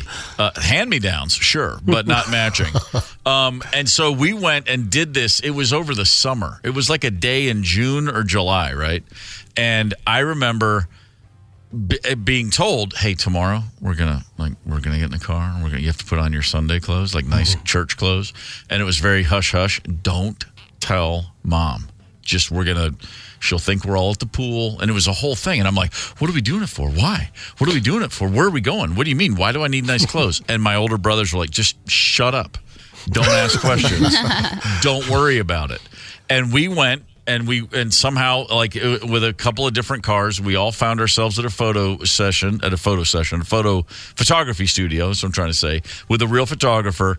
And he sat us down and he lined us up and we did several poses and we took the shot. And we went, and then after it was over, went back home. And I guess they had found out, we did this on a day they knew my mom wouldn't be in the house all day. And I remember getting back home and then just being so glad it's over, getting on my bike and racing to the pool. And I kid you not, I never thought about it again. I never got an answer as to what it was for. And as soon as it was over, I just completely forgot it even happened. And on New Year's Eve, 6 months later, it's my parents' 25th anniversary. We're all there, and we have a big present. And I'm like, what did we get them? I have no idea. And when my parents opened that portrait and saw it, I literally went, that's what that was for. I mean, I had completely, I've never been more elated and surprised and just bewildered. And I had so many emotions. I was like, oh my God, I had no idea why we did that. It was great. I think my siblings knew, just don't tell him anything and he'll forget all about it. Yeah, right. He'll keep the secret that he never knew he had. It was the right call for sure. I doubt I would have been able to keep that one close to the vest had I been told just what exactly we were up to. Yeah, the old portrait. Parents loved that back in the day, especially the moms. We ended up doing a portrait as well, and yeah, that was a big hit. Still hanging right there in the house when you walk in. Oh heck yeah, it's huge, man. You can't beat that. I mean, I guess who wouldn't love a family portrait? I mean, yeah, it's nice. I remember my grandmother winning a family. Oh, no. I think she was gifted it where she worked. She was gifted this family portrait there in Huron, South Dakota at the Great Plains Motel where she worked at the cafe. Mm-hmm. And so we got to go in for the family portrait. Now, we Zeps, very frugal. I use the word cheap, but that rankles Dad for some reason. So we've come up with the word frugal, and that just confuses him because he doesn't know what it means. But so, like, for example, we would go back to a family reunion in Pennsylvania, and one of the big things we would do in our few weeks back to Pennsylvania every summer is go out to Maryland, to the boardwalk, and run a houseboat that slept 10 people, and we would put 50 people in there. You just stack the kids like cordwood, that whole thing. Yeah. And so we've got this, and and she won a family portrait for her and my pappy. for Clyde and Virginia, my grandparents, a little family portrait for them. And she invited all the Zepps. And there were like 32 of us, and they crammed us in. They had like a little bench there you were supposed to sit on with your family of 5. Right. And I remember the photographer going, this is going to literally be impossible. I'm going to have to stand halfway across the parking lot to shoot to get all you people in here. This is not what a family portrait is. And my grandmother said, we're all dressed up, and you're taking the damn picture. Wow. So one of my favorite family portraits are 32 people stuffed in. It looks like the Sgt. Pepper's album cover. We're just all you can see is heads. We're just closer, you know. It was, we just all became like one big person. Photographer thought the Beatles were coming in. He got the P-Funk All-Stars instead. The P-Funk All-Stars. Biggest band I've ever seen in my life. Just rotating door. Guys jumping off stage. But you can't help but laugh and think about it. I mean, what a great memory. It's a horrible family portrait, but what a great memory just because it looks like a mess, but it's still hanging up. There's three family portraits that come to mind from the Gormans. There's the 1970 or 71, both parents, all 8 kids. So 10 people, let's see, like 5 people sitting on the sofa and 5 people behind the sofa kneeling, but they're tall. You know, I guess they were kneeling or sitting on little stools or something. But it's, 5 and 5. I'm dead center, front row. 6 or 7 years old, 5 or 6 years old, little kid. And then there's the one I just described without my parents. It was 4 of them, so it's just the 8 kids. And that was it. That's the 2 family photos. And then in 2016, the last time the entire 10 people were together at my brother's 60th birthday party, we took a picture then. And if you look at the one from like 1970 and then the one from 2016, I don't think there's a single person other than my dad you'd ever realize was the same person. You could he didn't. He looked the same. He looked old when he was young. Everybody else, it's like just radically different. You're like, these can't possibly be all the same people. And speaking of the P-Funk All-Stars, George Clinton and Parliament, Funkadelic, P-Funk All-Stars, whichever brand he was touring under, if you've ever saw them live, there were sometimes 20 to 30 people on stage. You just never knew which band you were getting. We did a festival in California once, and it was the Black Crowes, Bob Dylan, and George Clinton was the lineup at Laguna Seca. Cool. It was a great day. The George Clinton's band, the at that time I think it was the P-Funk All-Stars. Maybe it was George Clinton and Parliament. Who knows? It was just George Clinton and then a bunch of guys. Their set started. The band walked up, and it was probably when they started, it was probably 10 or 12 guys, and they go up there on stage and they start laying down a groove, and we're all on the side of the stage because we're excited, and we're like, "Where's George?" Like, he's the one guy who's not here. And it's a big backstage area out in down in like Orange County, California. And from the backstage to the gate where like the buses where the backstage where the artist would pull in, there was a large gate, and it was probably 300 yards of then driving down a dirt road to get to the backstage area. So from the stage, you could see that gate at the top of this hill. And as his band is already 5 minutes into a jam, we look back, and a station wagon is at that gate just now showing up. And it's a station wagon taxi, as it turns out. And we watch this station wagon taxi come down this dirt road several hundred yards really slowly. It pulls up right at the back of the stage, and George Clinton gets out of the back seat, and he is wearing a Lion King bedsheet toga. Cool. Yes. And he walks right up the stairs. This was, perfect timing. 6-7 minutes into the jam by this point, and we were like, that's the coolest entrance that's ever happened, ever. And so the show's great. We're enjoying it. At one point, I go back to our dressing room because I'm going to get another beer. The dressing room was actually a big tent backstage. And what I'm listening to, I hear the band drop out, and there's a drum solo happening. And it's guys up there killing it. And I'm like, oh, man, I got to get back there and check out this drum solo. And as I'm leaving, the drummer is approaching me backstage. The guy that was on the drum kit when the show started is walking to me, goes, hey, man, can I get one of those red stripes? And I said, yeah. Who's playing the drum solo? And he goes, I don't know, one of them. One of them. One of them. Because they had so many different people and they all played every instrument. It was literally like, I don't know, I got off the stage and someone hopped on the kit and George called a solo. So cool. And I was like, wow, that is a different band experience than the one I'm familiar with. I wonder if you could have just walked on, just sort of I guarantee I slipped could. backstage, thrown on a crazy outfit, and then just walked up to an instrument. Oh, here, hands you the sax, and away you go. And make no mistake, they were phenomenal. I mean, it's not like it was a herky-jerky show. It sounded amazing. It was just switching instruments, guys doing whatever. Bass player takes the drum solo, or maybe it was the trumpet player. I have no idea. Yeah. Fantastic. Yeah, no kidding. I saw him at Princess Club Glam Slam some really? years ago. Envy. And I don't know how to explain it or compare it other than it's like watching an aquarium.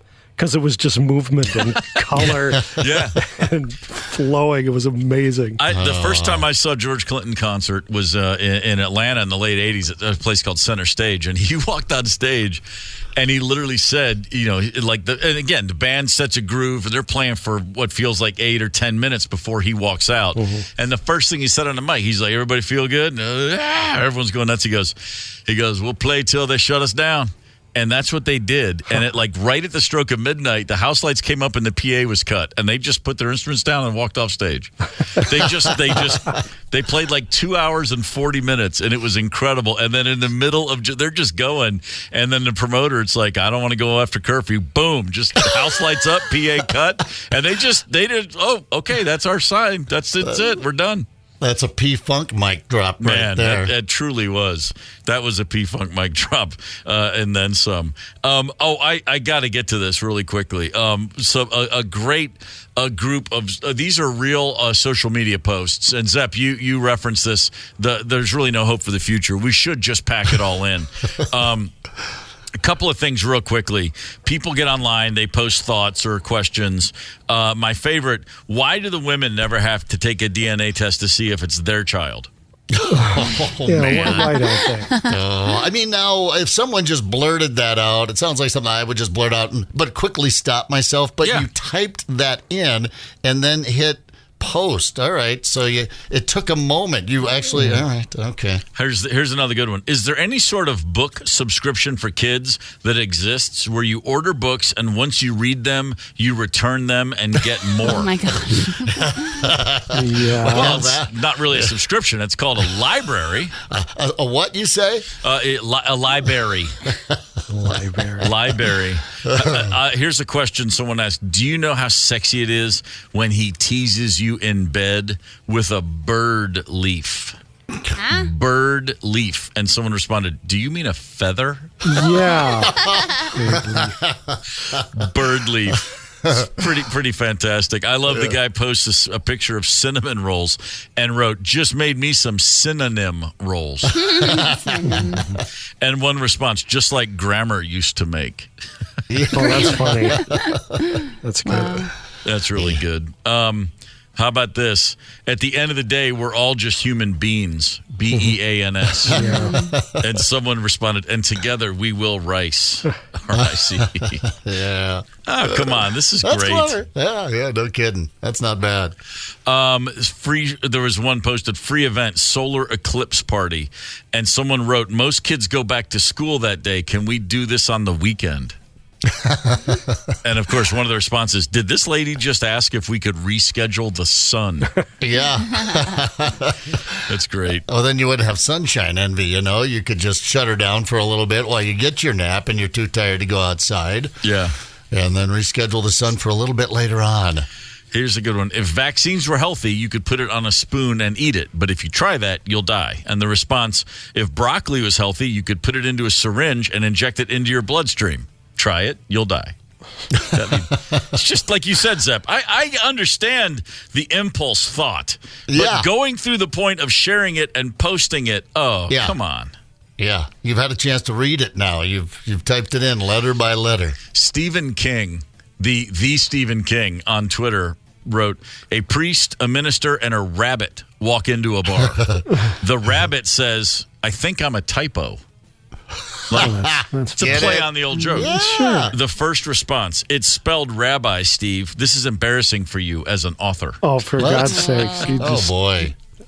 No joking allowed. No humor allowed. Oh, that's great. It's good stuff. Just, we all need editors, I think, is the lesson here. I don't know that. I don't know if there's a hope for mankind. Maybe there isn't that. It just makes me feel better about myself anyway. Sure. So it serves that purpose. Well, I don't know if you guys have been following this. Big news out of the NFL this week has been the owners' meeting. That's where the billionaire owners all get together and measure their dicks. They also vote on rule changes, which are a pretty big deal. There's some radical new rules coming this fall. We're going to break them down here for you at 8:55. Please hang tight. It's the KQ Morning Show, 92 KQRS. Zep, Tony, Candace, and Steve Gorman are the KQ Morning Show. 92 KQRS. I'm Steve Gorman. This is the KQ Morning Show, Tuesday, March the 26th. Good morning. The National Football League, pretty fascinating case study always, the NFL. The owners run the show. Roger Goodell, he's the commissioner of the league, but he works for the owners. He's not. He can't look at them and tell them to do a damn thing. No. They're the bosses. He is their mouthpiece. And obviously his main job is protect the shield, shine the shield, make sure the league looks great. Global expansion. They're games in Germany, Spain. They're thinking about playing some games in Asia, Australia. I mean, it's happening. That's how the league runs. 32 billionaires, basically. They're like kings, every one of them. I mean, it's a pretty small club. There's no more teams. If you don't already own an NFL team, guess what? You're most likely never going to own an NFL team. It's still one of the it's way beyond owning any other sport in this country. I mean, if you are an NFL owner, you are a bit of a king. And the craziest thing to me about the way those guys operate is they, for lack of a better term, I'm using this figuratively, not literally, they're socialists in that profit sharing across the board. Everybody gets an even piece of the pie, and they're also progressive, again, figuratively, because every year they sit around and think about how to tinker with their product. More than any other sport by a factor of 100. They mess with the rules. They make sure it's competitive. The dream of every NFL owner is for every team to be 8-8. Parity is the design. Yeah. They don't like dynasties. Now, the Patriots just had a 2-decade run. The Chiefs are 6 years into a hell of a run. But the league is set up to not have that. It is all about profit sharing and parity, and it keeps it compelling. What's good for the league is what's good for the owners. I mean, they really do have this weird understanding. For a bunch of guys who are all billionaires and made their money not thinking that way, when you buy an NFL team, you become a part of a very secret club, and everybody, you never see owners getting yelled at by other owners because nobody wants it to come their way on the back end. I mean, it's just a fascinating thing.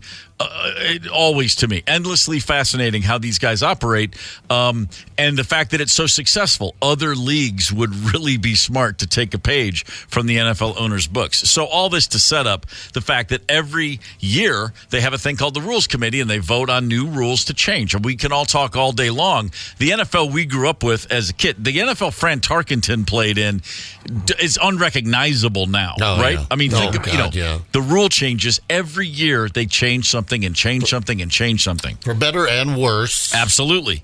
And now, just this morning, the NFL owners have gone ahead and said, we're going to do this. A new kickoff rule is going to happen this season. And the more I'm looking at this, I thought it was completely insane. And now I'm thinking it's kind of genius. And I'll probably change my mind and flip-flop 6 times between now and opening day. But I'm not making this up. This is what kickoffs are going to be now moving forward this season. Check it out. The kicking team will kick off from its 35-yard line, okay? Kicker will stand there by himself at the 35-yard line. The kicker will be alone. Where will his 10 teammates be? On the other 40-yard line. They'll be on the opponent, the receiving team's 40-yard line. 10 guys will line up. Okay. Yeah. Think about that distance now. You're talking, You've got a kicker on the 35-yard line. The rest of his team is 35 yards ahead of him. Yeah. All right? And then the receiving team, at least 9 of those receivers will be between the 30 and 35-yard lines. And the point of that is so it looks more like a regular play from scrimmage. You'll have one team on the 40, another team on the 35. What they're trying to do with that is eliminate the guys running 50 yards full steam into each other. They'll only have 5 to 10 yards separation between the two lines. Okay, so that makes sense.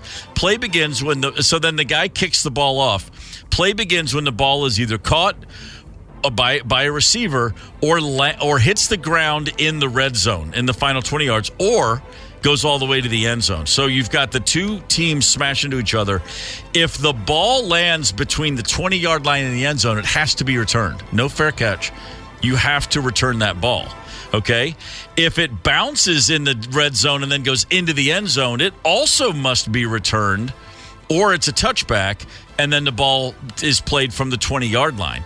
And here's where it starts to get a little more interesting. If a kick fails to reach the 20-yard line, if it's a pooch kick and it doesn't go at least to the 20, the receiving team takes possession at the 40-yard line. Yeah. I mean, this is all getting complicated, I know. Yeah. If the ball goes into the end zone in the air, you can either return it or down it, and then you start at the 35-yard line. It's a whole bunch of new numbers and new places. If the ball goes out of bounds, the receiving team takes it at the 40-yard line. Basically, you're incentivizing kickers to put that ball into the red zone. From your 35, you want your ball to land between the 20 and the goal line. Mm-hmm. It has to be returned. And then you're removing those high-velocity injuries that happen on kickoffs. You're bringing back the excitement of a return, which has been gone the last few years. Oh, the kickoffs just it's an exercise, and I mean they just go out and that's kind of like the old extra point kind of deal. Yeah, I mean they do bring it out to the 35, which is offensive coordinators and head coaches have to concede that extra yardage, which I'm sure drives them crazy. But there is no kickoff now. I'll tell you what, if you want to later on when you have time and you're sitting down in front of your computer or have time on your phone, look up how the XFL does it. It's tweaked a little bit, but basically the XFL does it this way now. They put the guys 5 yards apart, 30-some yards ahead of the kicker and that sort of thing. And so you'll get a feel. They're kind of taking this from the XFL page book. It's just going to be really wild to see NFL teams and see, like Justin Tucker, kicker for the Ravens, probably the greatest kicker ever. He'll be at the 35-yard line, and nobody will be within 35 yards of him when he kicks off. It's just visually going to take a while to get used to. Yeah. Well, so if they break a run through the initial line of scrimmage, then only the kicker is left there to tackle pretty much. him? Yeah, that's pretty cool. If you get past, but you're going to have 10 guys again, and then 9 guys, hitting around the 35-yard line. Mm-hmm. That's where the blocking will begin. And so, pretty much, it's not a wedge. You're not trying to start the wedge and look for gaps. It's just get through that first line. Oh yeah, the kicker will be out of it. I mean, you can't say the kicker's not going to tackle someone in open field. Very few NFL players can tackle a kick return specialist in open field. Very few, maybe zero in the NFL. So the kicker would have literally zero chance. I would think they would just sit down or pick up their tee and I left out one element. The kicker is allowed to remove his helmet and throw it at the return. No, okay. That might be interesting. I see what they're going here. They're always shooting for more safety. There was the hip drop. Yep. They outlawed the hip drop tackle because, an NFL owner's never taken a frickin' snap in his life and never played football. One of the reasons I got away from football for a long time, and people are like, oh, the knee rule. No, I got away from it years before the take a knee rule. I don't care. I don't even want to go down that path. I don't care. It was because of all the defensive changes. Because I'm just, I played through college. I like hitting. Yep. I like big bangs, that sort of thing. But I understand that you have to protect your product. And most people that watch football now, I think your average football viewer now doesn't really know squat about the game. It's like me watching soccer. Like, oh, look, cool, man. You just kick that ball. See how far they kick that? So you don't have to have, an old blood and guts, 3 yards and a cloud of dust football that I appreciate anymore because I'm in the minority as far as football viewers. So I don't know.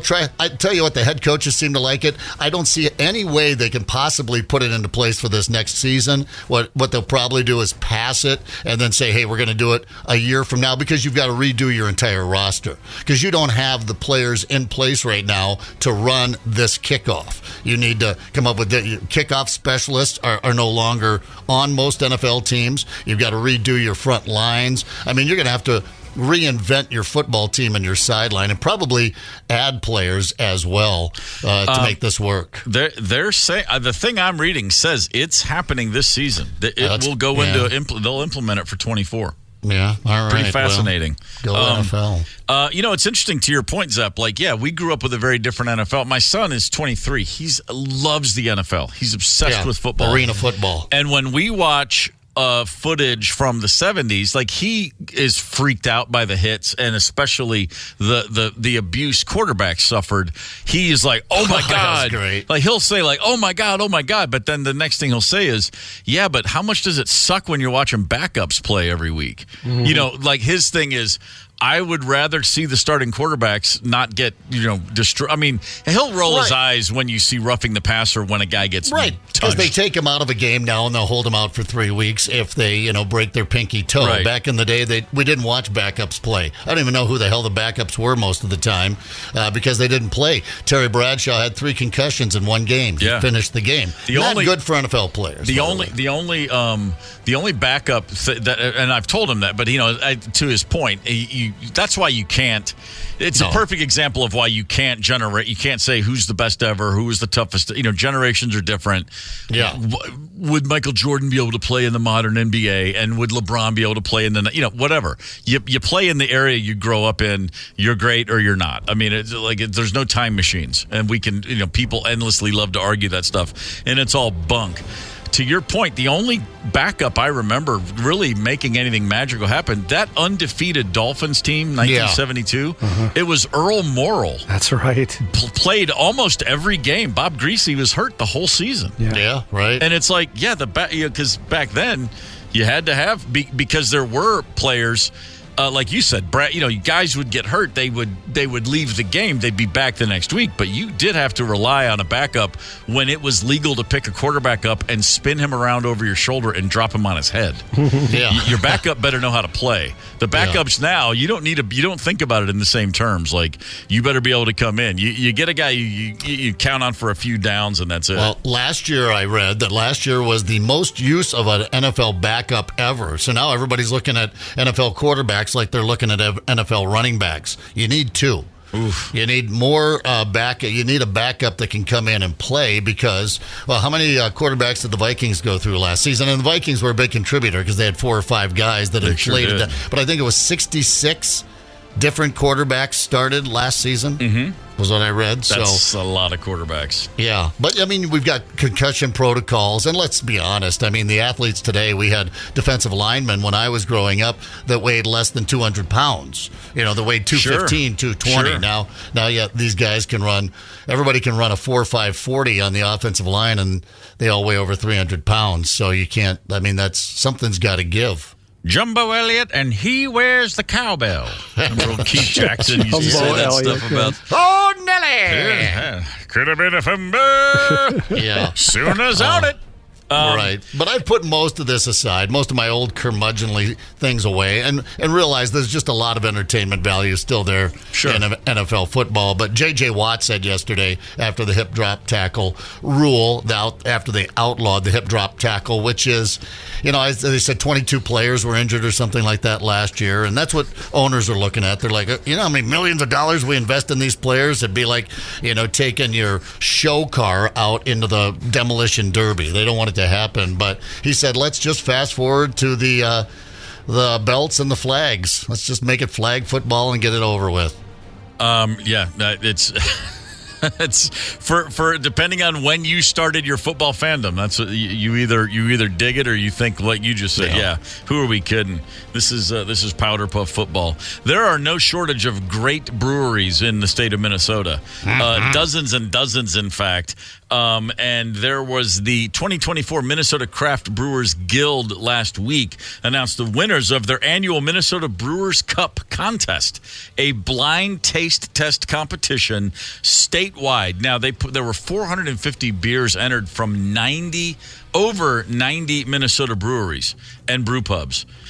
First of all, let's just start right there. There are over 90 breweries and brew pubs in the state. When we were kids, there was one Miller Bottling Company? Yeah.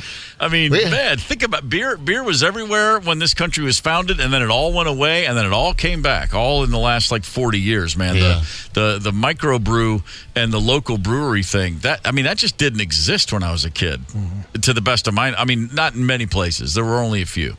And now, of course, everywhere. Best in show, Surly's Axeman IPA. Oh, yeah, I've had that. Yeah, it's a good one. Surly's good. Yeah. That'll work. Let's see. Well, we got Hard Seltzer. I have no comment on this. Sunken Ship Brewing Company. Minimum Wake won the Hard Seltzer. I'll have to try that because I do like seltzers, but I get disappointed often with them because every brewery has one. You know, they give it a shot. Yeah. But sometimes it's just not good. So I'll give this one a try. All right, check it out. Sunken Ship Brewing. I've stayed away from the seltzers. I plan to continue that. I trust your opinion, Candace. Thank you. Specialty beers. Number one, the Indeed Brewing Company, Mexican Honey Imperial Lager. Oh, I've had that. It's tremendous. It sounds delicious. I just like the sound of it, yeah. They have a pistachio cream ale, too, which is incredible. Really? Yes, sir. Wow. There was, when I was growing up, flavor in beer, maybe a little tomato juice out in the white, trashiest parts of South Dakota, but I'm really getting into it now. And I'm not talking about craft brews because I've been digging craft brews for a couple of decades now, but a little flavor in there, just not too much. Here's a category: wood-aged beers. The Bad Weather Brewing Company, their beer called Calamity comes out on top. Wood-aged. Wow, I'm not familiar with wood-aged beer. That's a new one on me. All right. Here's your spice, herb, and vegetable beers. Okay. Easy. Big Axe Brewing's Coffee Toffee Blonde. I think I dated her. Yeah. It sounds interesting. I don't know when you work the word vegetables into beers, but I guess. Well, here's the third one on that list. Badger Hill Brewing has one called the Badger Snack Peanut Butter Milk Stout. Yum. Right. Okay, that sounds good. Yeah, everybody's going nuts over the peanut butter thing. That's the one I don't like. I tried the peanut butter whiskey. Taylor had me try a shot of that. Oh, I love the peanut butter whiskey. But I'm not a big peanut butter guy. Yeah, you would. So I would always order a PB&J, hold the peanut butter. Then you're out. So, Tony, yes, peanut butter whiskey, you're saying it's good? Oh, yes. Really? Yeah, enjoy it Candace, very much. I can tell, Candace, your reaction was yes. Well, I'm a big peanut butter gal, but that peanut butter screwball whiskey is delightful. What'd you call me? Yeah, okay. I would try it. I would certainly give it a shot. I would be surprised. See, that's just me being a bourbon jerk. I'd be like, it's not supposed to be this way. But it's not supposed to taste good. Then I'd take it home and hope no one noticed that the bottle was drained after 2 days. Fruit and spice beers. This is where I'm not crazy about these. There's one called the Minnesota Micro Peach was the winner. Yeah, the fruity beers, they're good for one. Right. But I enjoy the one. We had our buddy Johnny Smoke from Leinenkugel brought in that peach shandy. They're obviously their summer shandy. The Leinenkugel has a lot of fruity beers. Oh yeah, and I like they do. one or two, but I'm not going to go deep into the day with the fruit. I got to go back to something a little more dry, a little more standard. Grapefruit is coming back this year. I see. Oh really? Interesting. Leinenkugels grapefruit shandy. I'm missed her. Grapefruit. Yeah. I've missed her. For the strong beer competition, Summit Brewing Saga Imperial IPA #1. Oh, I'd love to know what the alcohol content on these are. You'll go into some of these and it'll be 13 or 16 or something crazy like that. The Dragon's Breath, I forgot who made that. That was a local one there for a while that was right up there around 16. And the Saga Imperial's 9%. Okay, that's pretty healthy. Pretty healthy. The one time I found myself in the country of Slovenia, there was a local beer called Union, and it was two things: really, really tasty, and stupidly strong. And we had a day off in Ljubljana, Slovenia, which is a beautiful. I know nothing about Slovenia. End up there for a day off in 1997. It's just beyond gorgeous, wonderful people. It was this incredibly unexpected, awesome day. But drinking Union beer all day, and the one thing that every member of my band had in common the next day was none of us remembered most of the night. Like, we're getting together for sound check, and everyone's like, "Hey, what happened? How did that end?" We were sitting at that place up in the hills by the castle drinking beer, and then 12 hours later I got in bed, I guess. Wow. It was wild. It was like literally it was like a collective blackout day, but everybody was in a good mood. You know, I woke up fully clothed in my hotel room. No idea how I got there. But yeah, that's sometimes those things can get away from me. But when it tastes good, you know, I'm good with it. Finally, the Belgian and monastic ales. Watch out for those. The Gambit Brewing Company, Zizou French Farmhouse Ale.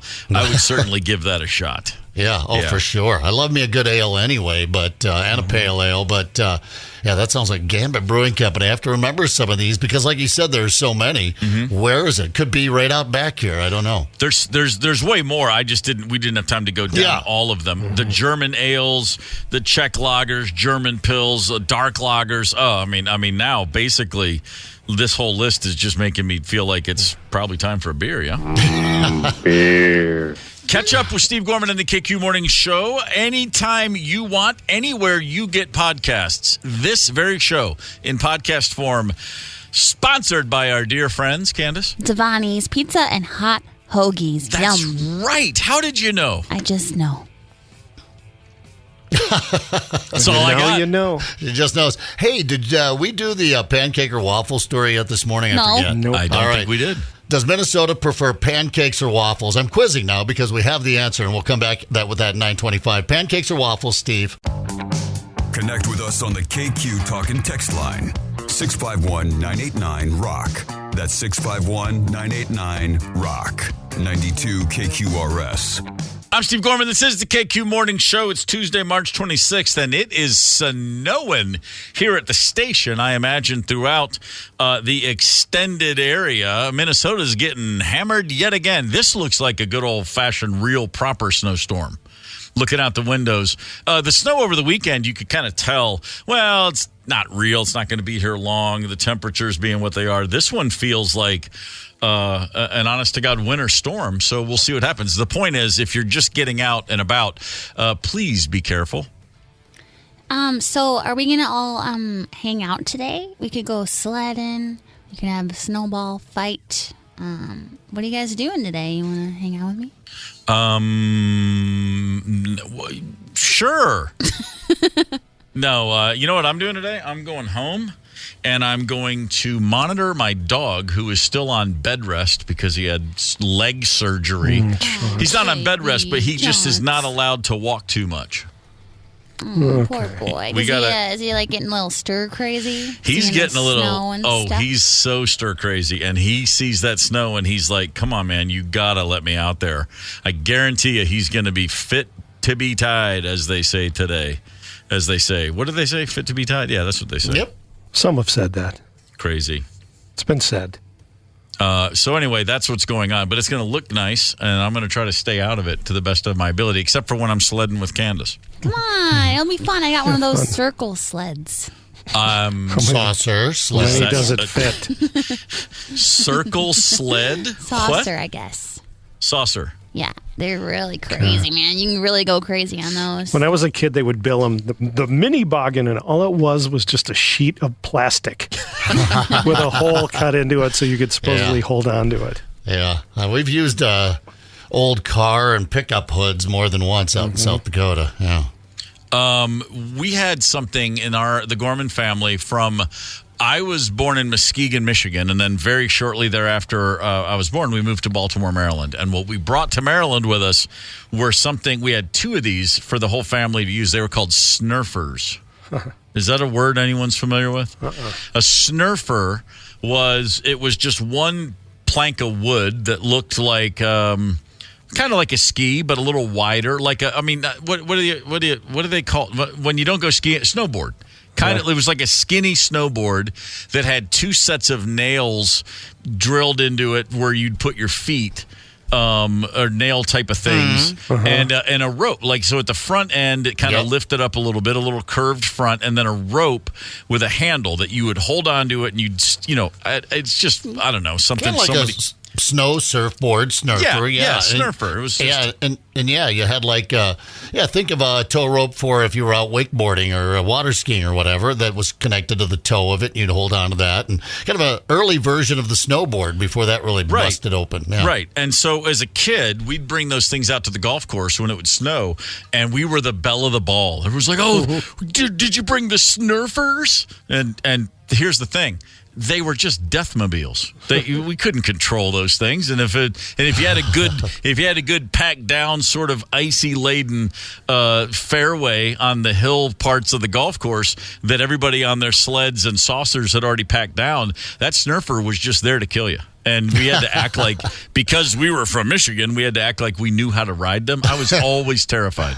Yeah. It was like family pride. You have to get on this thing. And it always just scared the living daylights out of me. The greatest thing I ever saw anybody sledding down was not sledding. They were hood of a carring, as you call it. Yeah. A car hood. A waxed car hood upside down. It is astonishing how fast those can go. Yeah. Yeah, they zip. And we used to actually tie ropes onto that because once you flip it over, you've got that little latch lever there or whatever. And we tie ropes onto that, and we'd stand up on that and ride that bad boy. And the whole thing was to see how far you could launch off of it. And then someone would come step it out and be like, 24 steps. It's a good one right there. Wow, it's pretty nuts. But the saucers, the whole thing. A lot of people are going to be having fun today. I'm not going to be one of them because again. I'm sorry, Chauncey Gorman needs me. He needs me to stare at him and wish we could go out and have fun. Why don't you come by and say hi, Candace? Okay. You can do that. All right, there. On. She was waiting for that. Stare in your window. It's a deal. Once we put the sleds away, get a little older. Of course, we used to like to go out and have a good snow sled day. But, I mean, these were the drinking days. Whenever we got snowed in and whatever, somehow you couldn't make it to work, but you could make it to your local bar. But just some fantastic, be just like a Tuesday, and all of a sudden it felt like St. Patrick's Day all over again, a Saturday, and everybody's getting crazy and nuts. I guarantee you the bars will be full today. Yeah, there is a thing. It is funny. There's something about those snowstorms in the middle of the day that just the drinking hats come out, and you're like, I don't know, this hat feels like it's fitting me just right today. Yeah, Dirty Doug's already texted me this morning. Day drinking, ! Yeah. Fair enough. Before I start any day drinking, I'm going to have to get a little something to eat. I haven't had breakfast yet. I don't have breakfast till after the show. If I get up early and eat, I'm brain dead. I mean, I operate on an empty stomach here at the KQ Morning Show, and then usually leave work and immediately strap on a feed bag of some sort. But Zepp, you said before the break that we're going to wade into a bit of a quandary here about breakfast foods and preferences. Oh yeah. Is Minnesota a waffle or pancake state? That's the big thing. I don't know. We're going to go around the horn here. I'm going to take a big guess. Okay. All right. Pancakes. Okay. As far, you're saying that's the state of Minnesota's preference. Yes. Yes. I'll agree with that. I think I feel more when I look at you, Candace, and you represent the state of Minnesota to me, I feel more pancakey than waffly. So I'll say pancakes as well. Yeah, I'm going to hop aboard that too. Pancakes. Wow, I would have said pancakes. Flapjacks. Yeah, I'm a pancake guy. Paul Bunyan, there's something about him like buttering up the big thing or whatever and the ice skates. I don't know, whatever it was. No.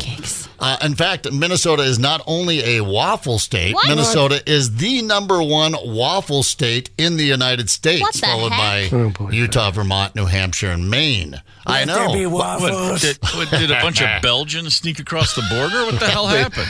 They must have. They raided the vote here. Pancake steaks, number one.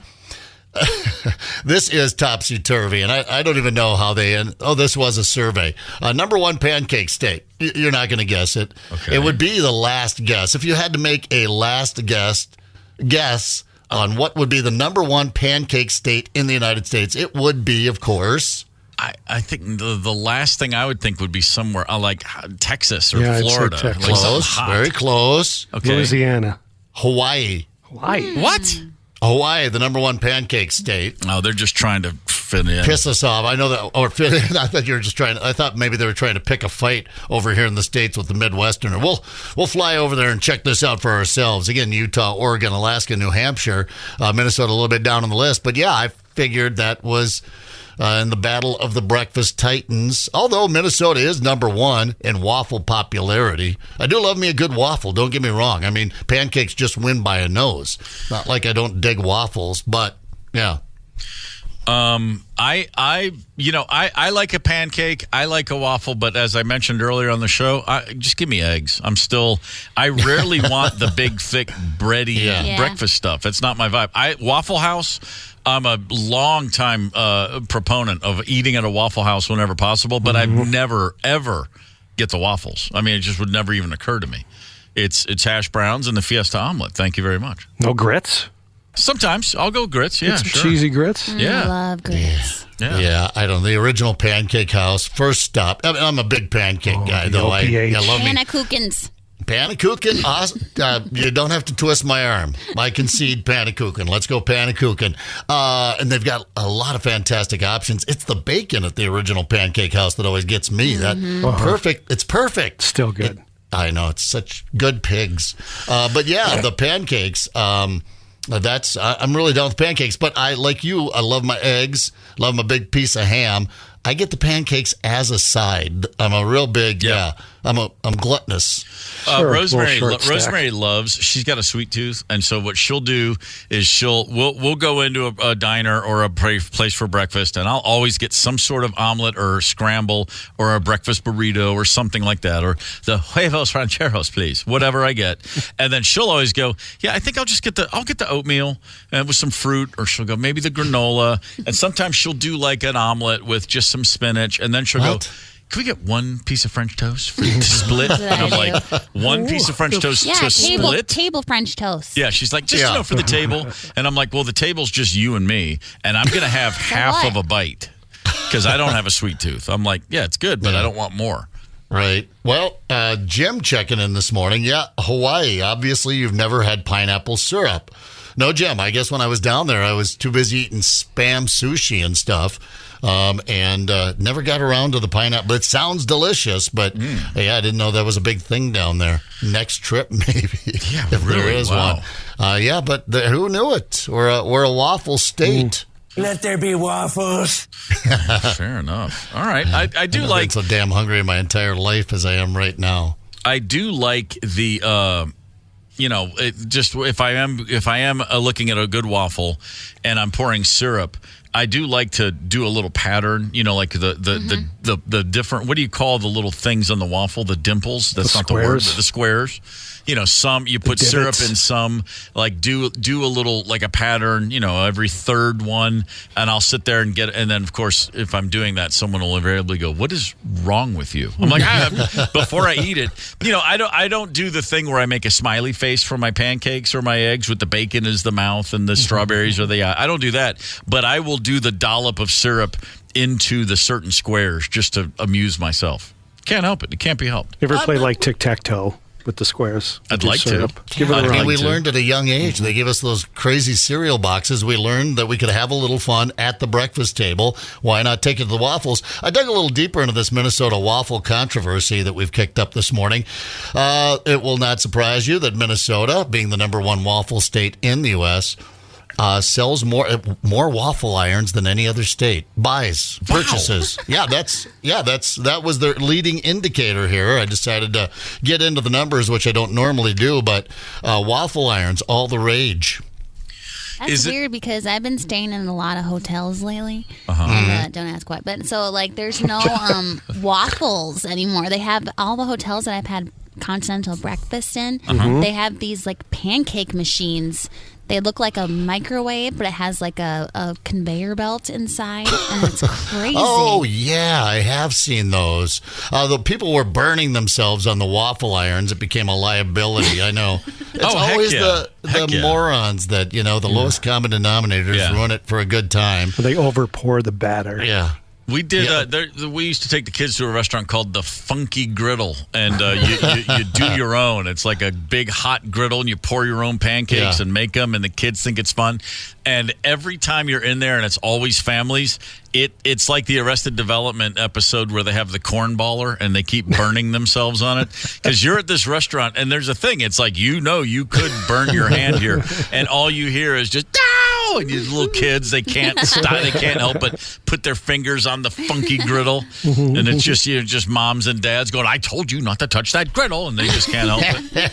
It's complete liability. If I'm going to open a restaurant, I'm going to try to make sure there's less chance of my customers burning themselves as opposed to more chance. Well, maybe it's just a confusion thing. Are they confusing to use? I say that because Nate Bargatze has a great little bit on do-it-yourself waffles at hotel breakfast. We're at a Holiday Inn Express. So the breakfast buffet there is where they have the cereal where you turn the knob and like 4 pieces fall out. It's like how you feed a cat for a long weekend, you know? That's enough. They had batter and syrup. And so they had the waffle iron where you make it yourself. So you pour the batter on the waffle iron, you shut it, you turn it over, it locks, it cooks for 2 minutes, you turn it over, you open it, half the waffle comes off, half stays forever. So I'm with my buddy of mine that's my age. So we go through, he's in front of me. Batter and syrup, they're in clear containers. They're not labeled, but they're in clear containers. He gets the syrup and starts pouring it on the waffle iron.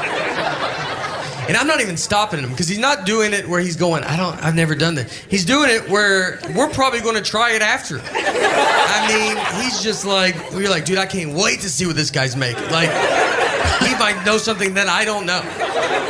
He shuts it, turns it over, it cooks. He's like looking at us. We're like, I mean, the whole line's like, yeah, what is that going to be? And it makes black smoke is what it makes. Just, dark black smoke. Just starts filling the lobby. The manager comes over. He's like, what are you doing? He's like, I guess I poured the wrong one. These are not labeled. And the guy's like, they're in clear containers. Do you not know the difference of batter and syrup? And he's like, I bet it happens all the time. Because I've worked here my whole life and I've never seen this.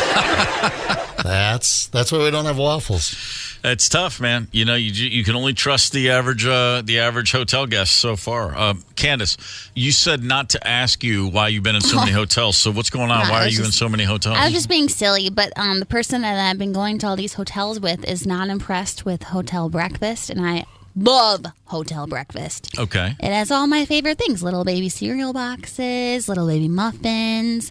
I'm a simpleton. Anytime I'm at a hotel and they got that, anytime I'm enjoying a hotel's continental free breakfast, I think to myself, they don't ever check to see if we're actually hotel guests. No. I mean, if you're just out and about, especially if like you're in a college town where all the employees are like, 19, 20, it's kids, just load up on some free breakfast buffets, man. It's just there for the taking. Haven't you ever done that?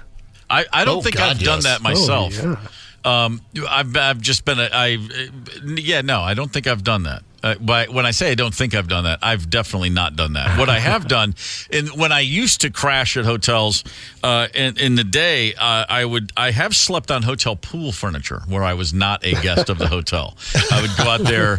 You got the pool lounger chairs that can lean all the way back. I've taken more than a handful of long nights on pool furniture, sleeping it off, and then just. I only got busted once. Guy came right up and he was like, what's your room number? And I was like, huh? Room number? What are you talking about? Like, that was the wrong answer. Yeah. Real quick here, the Price is Right game show. I just wanted to share some information. What, you a fan, Candace? Oh, yeah. I watch it like almost every day if I get home early enough. Who's your Price is Right host? Drew Carey? Drew, yeah. Okay. Well, I'm a Barker guy. Go way back with Bob Barker. And in fact, I met once as a kid. I met Janice Pennington, one of the Price is Right girls from the 70s. Cool. Yeah, I remember Janice. Yeah, of course the blonde, you do. Right? She was. I believe she was a playmate at one point. So she was right. She was parlaying. She was parlaying what she had going for her. The Price is Right does have emergency procedures in place for all kinds of potential problems. One of the producers in an interview said there are curtains and a blow dryer and a pair of sweats on hand at all times, just in case someone's so excited they pee themselves. Oh, wow. That would be Candace, maybe. Probably. If I met Drew Carey, honestly, I would be really excited. You got to come on down. You might go up there and A little pee in the I met someone one time who had been a contestant on The Price is Right. She was out there like as a college student with a group of girls, and they all just went to a taping, and they called her name. And it was just a funny thing. It was like to come up in conversation. I was like, really? You were on The Price is Right? And then she said, yeah, you can find it. And she gave me whatever word on YouTube. Someone posts old Price is Rights. And I looked it up, and sure enough, there she'd been. She didn't win, but she got to spin the wheel. You know, she won she got called down, got to spin the wheel, but didn't make it to the Showcase Showdown. And I just thought, man, that's actually pretty cool. I saw The Price is Right wheel once. I was backstage at the CBS TV studios. Yeah. I was going to appear on a little something called the Sharon Osbourne Show, Candace. Wow. Yeah, the Sharon Osbourne talk show. I was with Stereophonics, Welsh band, and they were in town doing it, and their drummer had flaked, and they were like, can you do this TV show with me? I said, sure. Went down there, and as we were walking down the hallway, just in a large hallway behind the set, there's the Price is Right wheel. It's just sitting there. And I saw that thing and I went, oh my God. And I made a beeline for it because I was going to give that bad boy a roll. All right. And a security guard stepped out of nowhere and he said, do not touch that wheel. Freeze. No, I mean, He's like just the wheel guard. It was like a Secret Service guy. He goes, don't touch that wheel. I go, oh, come on, man, let me. And then he goes, no, step away from the wheel. Seriously? Reaching for his taser. I'm dead serious. And I go, oh, come on, man. You're not going to let me spin the wheel? And he was dead serious. Not an ounce of levity. He said, no way. And I go, it's just sitting here in the hallway. Put a blanket over it or something if you don't want people to touch it. And I said, seriously, you don't let people touch this wheel. And he looked at me like I was crazy. He goes, nobody touches the wheel. And I said, what am I going to break it? I said, what, you don't have a backup? And he looked at me and he goes, no, there's not two wheels.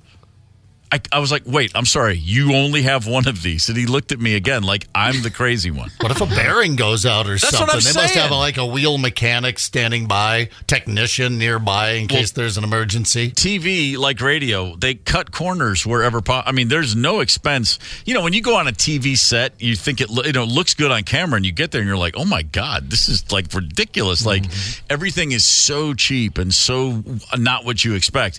And that was the same thing. The guy, me suggesting they had a backup wheel was like I don't know what the guy thought, but he looked at me like I was the dumbest man he'd ever seen. Step away from the wheel. And I thought Step for sure away the from whole the time wheel. I'm having this conversation, I'm like, oh, I'm gonna sneak one, and he'll let me do it. And he was, I mean, honest to God, if I'd put my hand in that thing, I think he would have tased me. Yeah. I was like, damn. You got to take a shot at it, though, right? I mean, I looking back, I should have taken the tase. The story should be, the story would be way better if I said, not only did I spin it, it landed on $1 and I got tased. And that would be a great story. And then you peed your pants, and then they brought out the sweats for you. Hey, Steve, do you remember meeting Sharon Osbourne? Nope, I'd just been tased by a Price is Right security guard. Way better story. Brilliant. Exactly. And then, exactly. And then why were you wearing a sari? No, it was actually just a beach towel. But the tasing, they don't tell you when they tase you. Good chance your bladder's just going to go crazy. Yeah, I would think. Cool. I would like to go on that show, but I would really like to go on Wheel of Fortune. I am so good at Wheel of Fortune, and I always get the end puzzles. I would dominate. Wow. Who did I just talk to that's been through they've been through the first process? Oh, Jim, that just texted me. Jim Cutchie just texted me into the show here about the pineapple syrup in Hawaii. He's been through the first process. You guys know him. He's been on a lot of our trips and on the boat trips and everything in the Vegas trips. But yeah, he's been through the first process. He did the Zoom meeting or audition, and now he's waiting for a call back, whatever the next. I don't know how many steps there are to get through that. But I did tell him that if he gets on, he has to hip us to it, give us the pre-interview, the whole thing, and we have the exclusive rights to it. How about he just gets on it and everything, and then I'll just show up. Or just, do a thing with like in his ear, and then you could be back there throwing him hints or whatever. Or Is there a new host? Did Pat Sajak leave, or is he going to leave? What happened with that? He is stepping down, but That's what I not. thought. Yeah, right. He's announced that he will be, but I don't think they've announced a replacement yet, have they? Candace? I don't know. I haven't heard anything. No. I thought maybe think you Vanna might White got a shut new it. deal out of it. Speaking of Pat Sajak, the man lives in Severna Park, Maryland. Did you know that? He lives in Maryland. He tapes like a month of shows in 2 days or 3 days every month. He lives on the Severn River, not very far at all from where I grew up, Severna Park, Maryland. Same town. Just south of Baltimore. Don't you like how there's always a button to wrap everything up? We started the day, and we'll end it with this. A ship in the Baltimore harbor struck the Francis Scott Key Bridge, which is a large bridge that connects a big part of East Baltimore to itself, South and East Baltimore. At 1:30 a.m., a Singapore ship called the Dolly was on its way to Sri Lanka, and it hit a bridge. There's horrifying footage of this. There's still a search and rescue operation been going on now for about 10 hours. It's a logistical nightmare, and hopefully no souls were lost. We'll see what happened. But this just in, the ship did in fact lose power and propulsion as it was leaving, and they did radio in warning. They called in and said, "Hey, we might hit this bridge." Like, it was radio going back and forth. They were well aware of it. There's video where you can see this giant cargo freighter. You see this huge ship losing power coming back up, losing power coming back up. They were aware of it. They were radioing in. It looks like no telling what led to this, but this was obviously an accident. And it's a really, really hard day in Baltimore, Maryland right now. And of course, it triggers every memory we have of the 35W bridge.